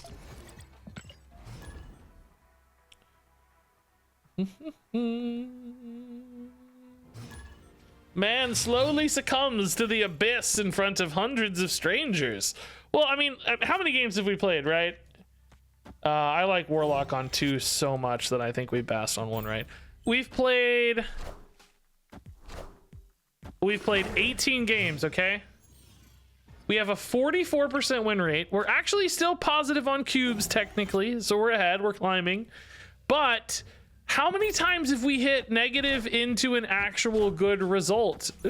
In 18 games, maybe twice. We've hit negative early into like an Iron Man or a Dark Hawk or something good. It has been so exceedingly rare. It's just the inconsistency on this deck drives me crazy. Wong with Sunspot. All right, there's a negative on 4. Missed the Iron Man, but we do have the Sarah. We might have a Mystique or a Dark Hawk. Pretty likely to, in fact. Yeah, this is not impossible. I wish Hitmonkey were cheaper.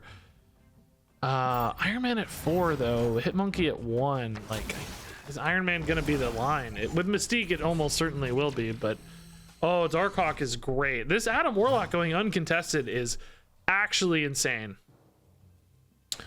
So Sarah. Next turn we can do Iron Man. Oh, Mystique 0. Why did I say 2? She's negative. I forgot because we never actually hit negative cards. So next turn we have Iron Man, Darkhawk, Mystique, Hitmonkey, and no Zabu. So we're playing 4 cards next turn. They're actually pretty insane. Now that said, the opponent played Wong Shuri. So are we gonna be able to contest the Wong Shuri? It kind of depends on where it's going. If we see it this turn, we might be able to go toe-to-toe with it with Iron Man Mystique. I only have 2 spots available in some spots, though, so I'm not adding a ton of power because Iron Man's 0 still. It's going right, and it's Sandman.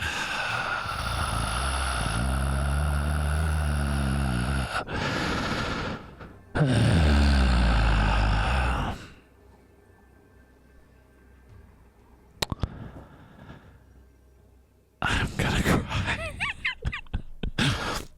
It's so late. All I want is one game where the where the plan works. It fails over and over again, and we finally hit it. We finally get what we want, and the opponent plays Sandman. I just can't do it, dude. I mean, like, good for them. They're countering the Hitmonkey meta. Like, congrats, cool man. Yeah, cool man. But I just want one game for the video. I just want one game, bro. Oh my god, I'm hot, it's late, I'm tired. This video is so bad. Or this deck or whatever, I don't know, something's bad. Me, the video, the deck. I mean, again, we're actually still positive on cubes somehow. We're 8 and 11 but still up on cubes. All right, this is honestly a legit pretty good hand. As long as we don't draw Iron Man here, we have a pretty good shot this game, I'd say. Shame Mr. Negative didn't get hit by a Wakandan, but no big deal. All right, we can play him in Danger Room and hopefully he gets sniped. Don't draw Iron Man. Don't draw Iron Man. Okay, that's wouldn't mind not being in the deck too, but it's okay. Iron Man's the key card. Hitmonkey would be cool too, I guess. Destroy it for one time. One time, destroy it. Oh, okay. Ooh, that's what we like to see. All right, suddenly very, very excited.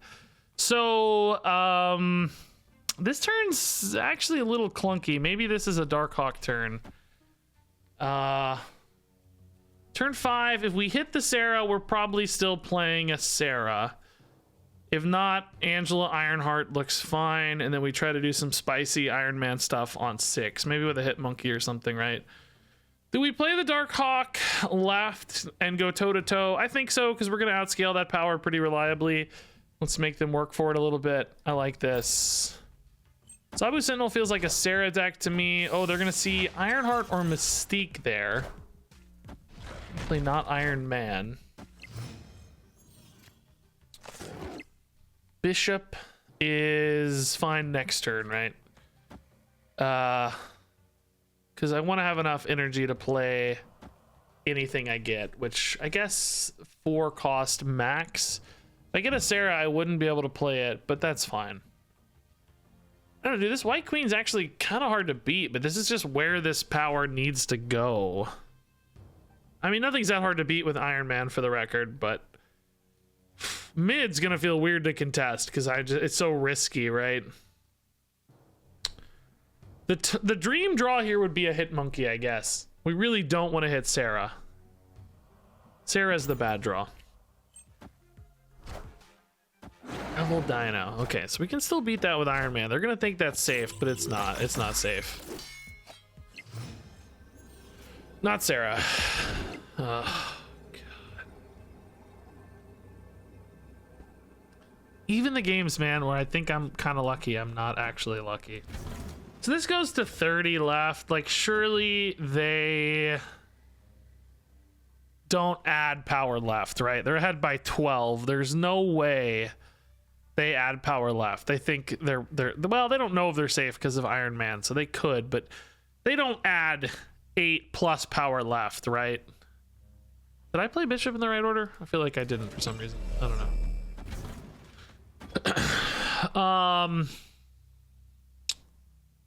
We go to 1530.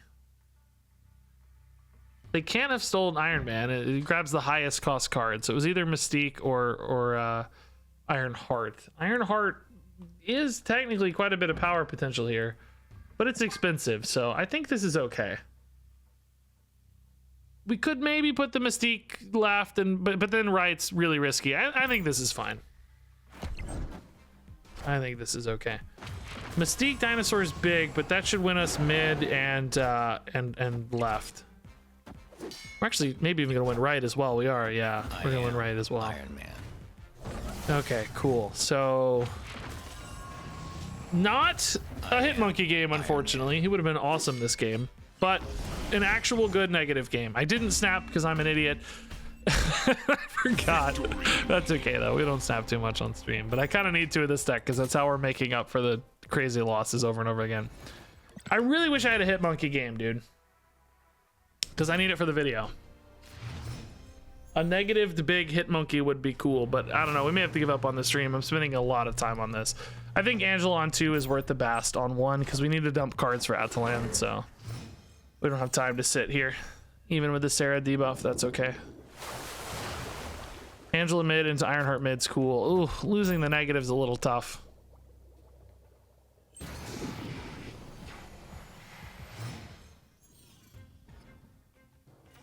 Ooh, negative got more interesting, but he's gone. Hopefully he comes back. Opponent might be losing a lot of resources here. They've only played 1 card. Yeah, they're going from 5 to 3. Oh, we got the negative back on curve. Ooh, I like that a lot. Theoretically, this Ebony Maw should be fairly easy to beat, so maybe we put the negative here. In reality, I don't know if it's that simple, because a lot of decks that are running Ebony Maw have ways to add power there, right? Huh, wave into turn 5 instead of 6 feels very good for us, actually. So let's make it a Sarah down. This ties Ebony Maw. We can add 1 power card there later. Is this a Sandman? Odin Wave. Okay, Sarah means I get to play 2 cards though, so that's all right. I guess just Darkhawk Mystique are the best bet then, right? A little weird that we're not contesting right, but the opponent, I think in theory, can't really contest much of anything. These are both 10 power. I guess I could put this mid to really spike mid, but if it's a Doctor Doom, Not worried about Doctor Doom. Is there anything we're worried about? We're ahead mid, so they have to play a card mid, in which case we should always win right and left. Am I forgetting anything? Like an arrow? Arrow would be fine because the Mystique's big enough to beat the arrow. Yeah, I think this is okay. I wonder if they forgot about the Sarah. They might retreat on this snap. It's a boomer snap, but I think they're gonna feel overconfident, basically.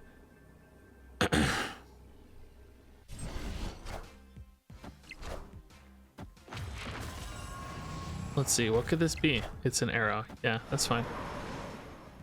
Cool. I think they forgot about the Sarah, honestly, and the impact Sarah was gonna have, or I don't know if forgot about it's the right word, but you know. I don't know that they respected the Sarah being 2 cards. But wait, did the arrow even... I guess maybe they thought I was going to play something small and arrow would have won a tiebreaker if I only played 1 card. Because arrow didn't win anyway against a 10 power unit. If I had anything that was 10 or bigger, I guess they thought 10 was big enough for the tiebreaker because I was only ahead by 1 mid. So they thought I might play like a 6 power card or something and arrow beats it. But of course, that's not the case. Okay. Yeah, Mr. Negative's good. If we hit a Zabu, man, we're off to the races. We're very happy. Bast is also interesting. Bast with Adam Warlock's pretty cool. We could maybe even play Adam Warlock left and try to get a surprise sneaky Adam Warlock advantage there. New York always makes things so scary and spicy. Iron Man, unfortunately, not what we want to see with Mr. Negative in hand. Oh, Cosmos. It's not what we want to see either. It's not the end of the world. Sarah's pretty good. Not a lot of targets left, though, that feel great here, I would say. Can't play the negative there. That's why I'm sad, because Warlock is stranded for now.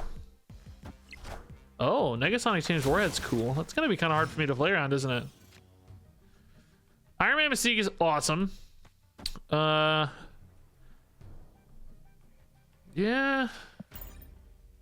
We could maybe throw an Angela into the Warhead. Oh, never mind. Or losing Throne Room. Okay. That's fine too. This Titania, man, this is spicy. I don't know. I think I just can't think about the Titania too much is really our takeaway, isn't it? I think we do something like this, maybe. Leave a space open.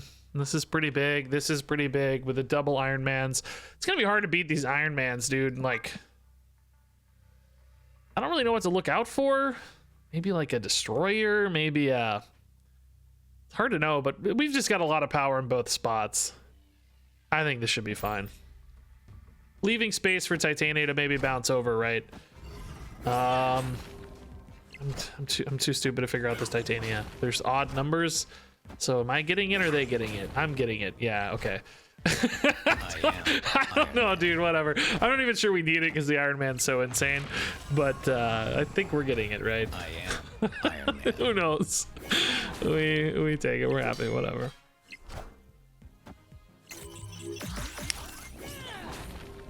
Cool. Yeah, honestly, not even close, man. Not even close. All right, again, a great win, but no hit monkey, man. This deck, again, guys, we're actually pretty up on cubes now.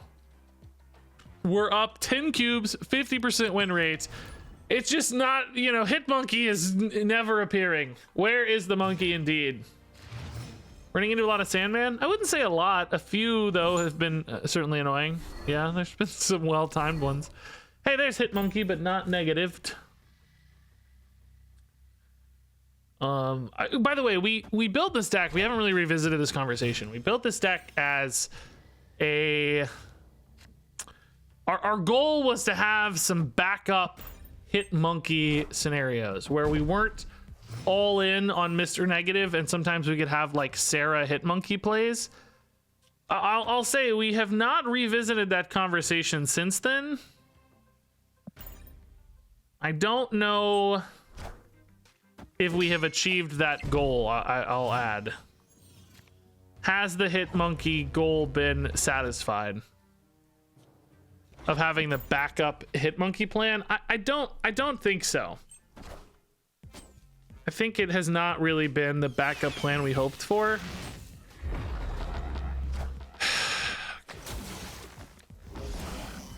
So we're playing off the top of the deck. And Darkhawk sure is good off the top of the deck.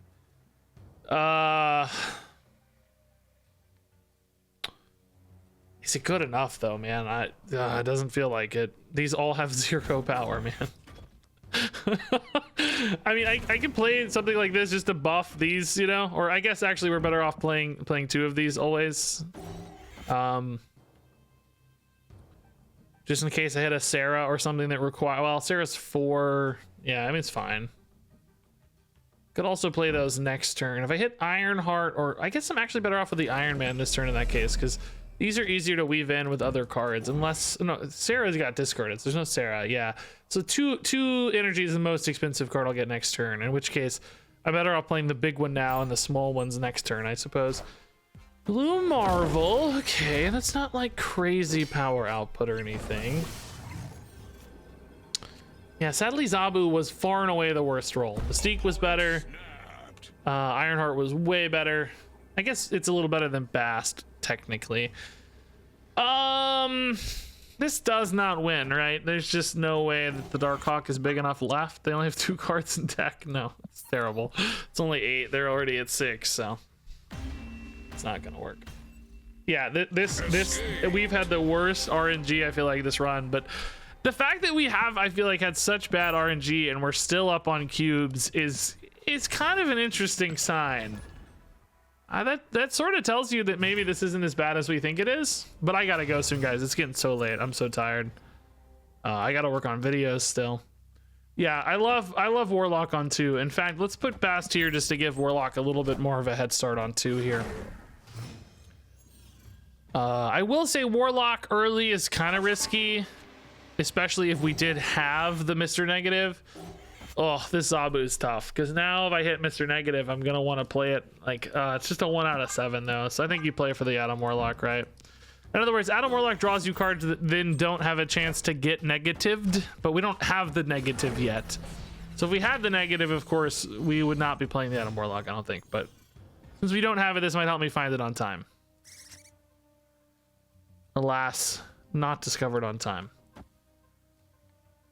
Zabu probably not worth it this game. Dude, we're just so full of garbage already. Iron Man, Mystique. Can play both on I can play both on 6 with a Sarah on 5. We're so limited on board space here. I don't think I play anything this turn. I think there's just too much risk. So we're trying to beat down the Warlock. Big guy, big guy, big guy. No! Come on. Oh, well, there's so much stuff on board. That actually might not be too bad. It's kind of an unfortunate shape, I guess. So Sarah on 5. Just thinking about shapes of stuff here. Like, maybe we try to give left.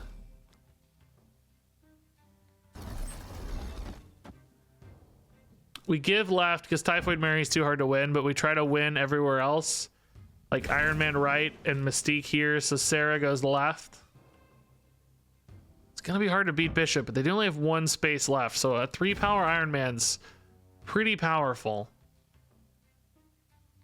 I think this is the path to victory. Okay, Mystique can still go mid. That's actually fine.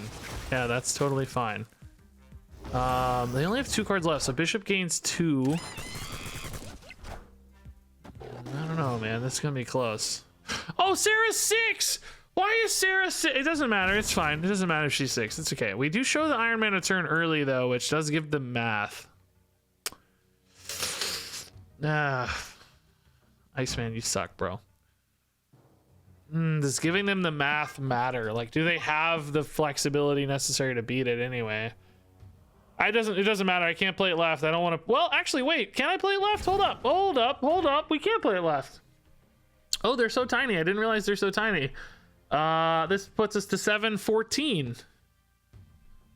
I guess we would lose to, you know, I don't know, a Blue Marvel or something. Doesn't seem super likely to me. Doesn't seem unlikely though. Same time. Falcon. Ugh. Shoot. I am Iron Man. Okay, well that makes life, I think, very scary. Oh, but Ironheart's really intriguing. This could create some surprise power. Let's actually put Mystique mid. Oh, this could add some surprise power. Also, this Typhoid Mary still perhaps limits them, but I'm really worried about a Hit Monkey left.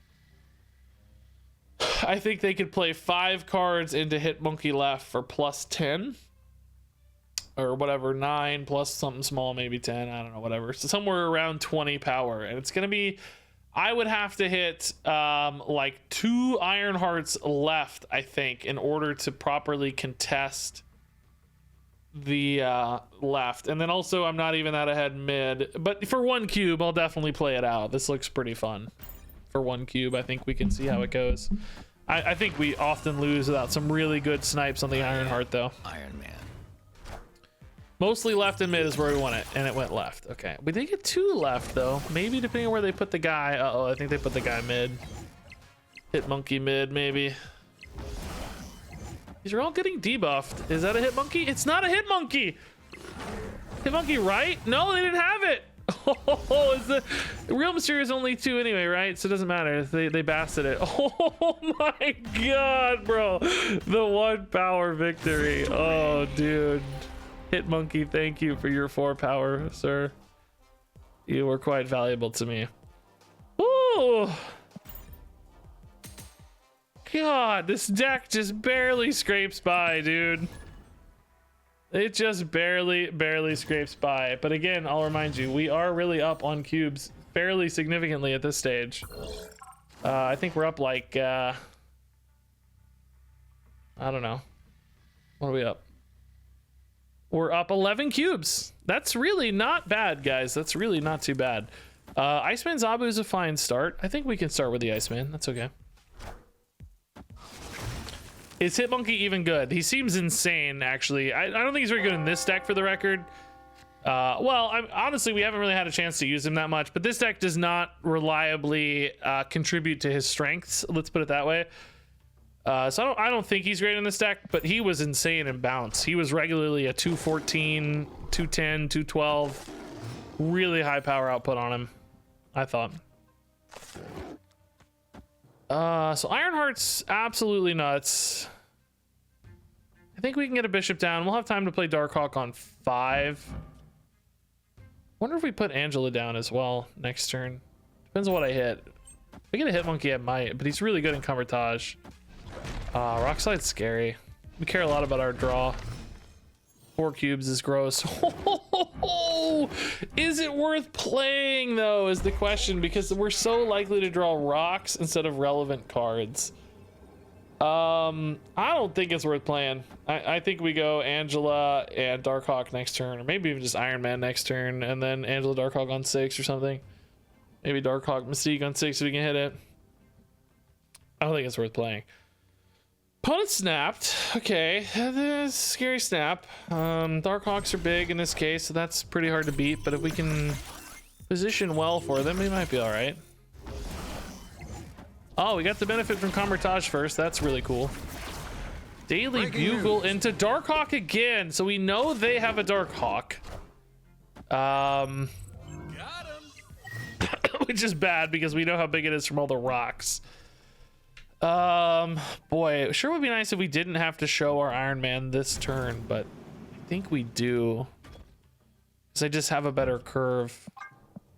Darkhawks are only 6 power for me though, and theirs are 16. So I don't see us beating this. I I needed that to turn into Lamentus or something, you know. I mean, no reason to quit now, obviously, but I think we're really far behind. Their Darkhawks do cost 3 as well, so even that's kind of a pain. Like, they can play 2 just like I can. So can I get them to like position really poorly where they think like 1 Darkhawk's enough to win here, but I just get up to, you know, maybe I go, what did I say they are? They're gonna be 14, so there's 21 here. I'm actually only getting what did I say, 6? I can't move. I'm getting 12, 24. Like, maybe they put 1 here and 1 here and they think that's enough, but I get up to enough here because this goes to 18. It's a lot of cubes to risk, man. 2 cubes to try to just outsmart from a pure positioning play. They probably won't put anything in Kunlun realistically. They might put 1 here and 1 here, but these aren't enough to flip mids. That's not even a conversation for me.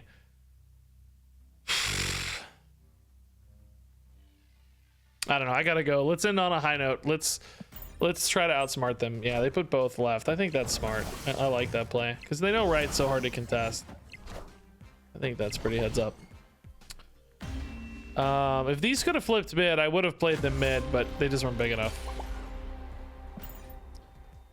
I'm gonna play 1 more and hope to God we get a freaking hit monkey game, but I am so tired. It is 1:30 in the morning.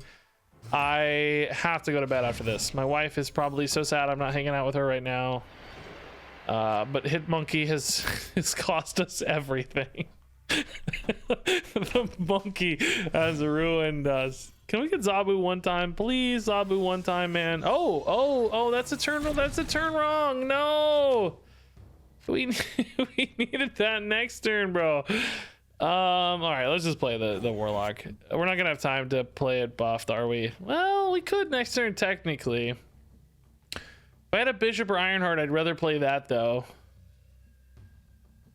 2 out of 7. Is it worth holding this for 2 out of 7? I think it might win a turn anyway. Let's just play it. I think it's fine. Yeah, it does. Nice.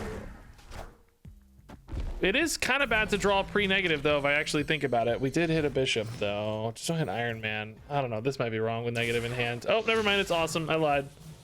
We love it. Yeah, let's just get as big as we can here.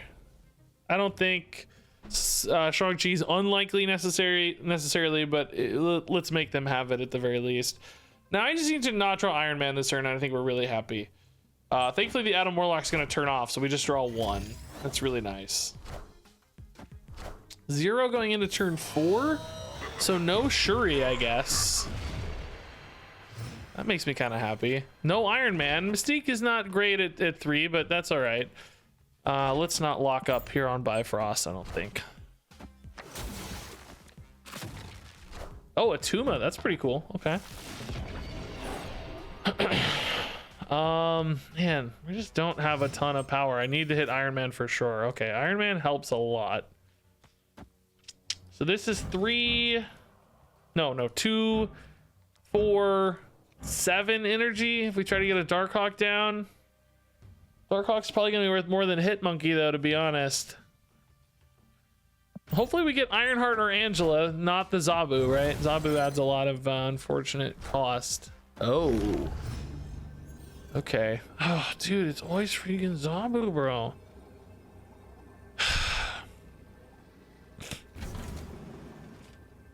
I mean, how many cards do they have? 3. So this is 3 plus 6 is 9. How many cards am I playing? 3 plus 2 is 8. So I want to play around Shang-Chi left. I would play the Hit Monkey, but I don't think that's relevant, right? Because number one, we're just huge. And if they're going to Shang-Chi, they're going to Shang-Chi right anyway. If they Shang-Chi right, I never beat the Hulks. Iron Man's not big enough on his own. So I think I can just throw the lone Mystique over there and hope that they try to outscale this via power or try to outscale this via power. And you have energy for Monkey? I do, but it's smaller than... Wait, I don't have energy for both. Oh, I do. Oh, never mind. Oh my god, I'm stupid. Yeah, I forgot. Zabu costs 1. Yeah, so This is, I'm gonna make sure I get the order right here. Iron Man into Mystique into Darkhawk into Monkey. Yeah, this is good. I don't think they beat this without a Shang-Chi. Just seems impossible. I am Iron Man. Iron Man just scales such crazy stats. Monkey actually contributing a little bit too, maybe, if this goes well. Give me the monkey! Monkeys were 12, dude. Cosmo Titania, yeah. It's not, that's not enough, dude. People don't respect the Mr. Negative enough. Shang-Chi was really the only risk here, though. Okay, that's a good fun game. That's a good fun game. Let's call it quits there, guys. We got a halfway decent monkey game, which I almost missed because it's 1:30 in the morning, but we got it. So I'm gonna call it quits. Let me send you guys on a raid before I go. It is so late. I'm so tired. I gotta go edit videos before I go. Now, so I'm not even done. It is so. But send you on your way, and I will see all of you tomorrow. I got to do a Hearthstone stream tomorrow and a Marvel Snap stream as well. So we'll probably have a lot of action tomorrow here on Twitch if you guys want to hang out. I gotta find Marvel Snap, dude. Where is freaking Marvel Snap? In there. Here we go. All right, everybody, have fun on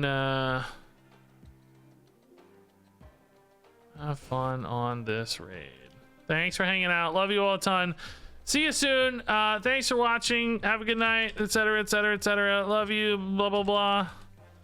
And thanks for watching. And until next time, game on.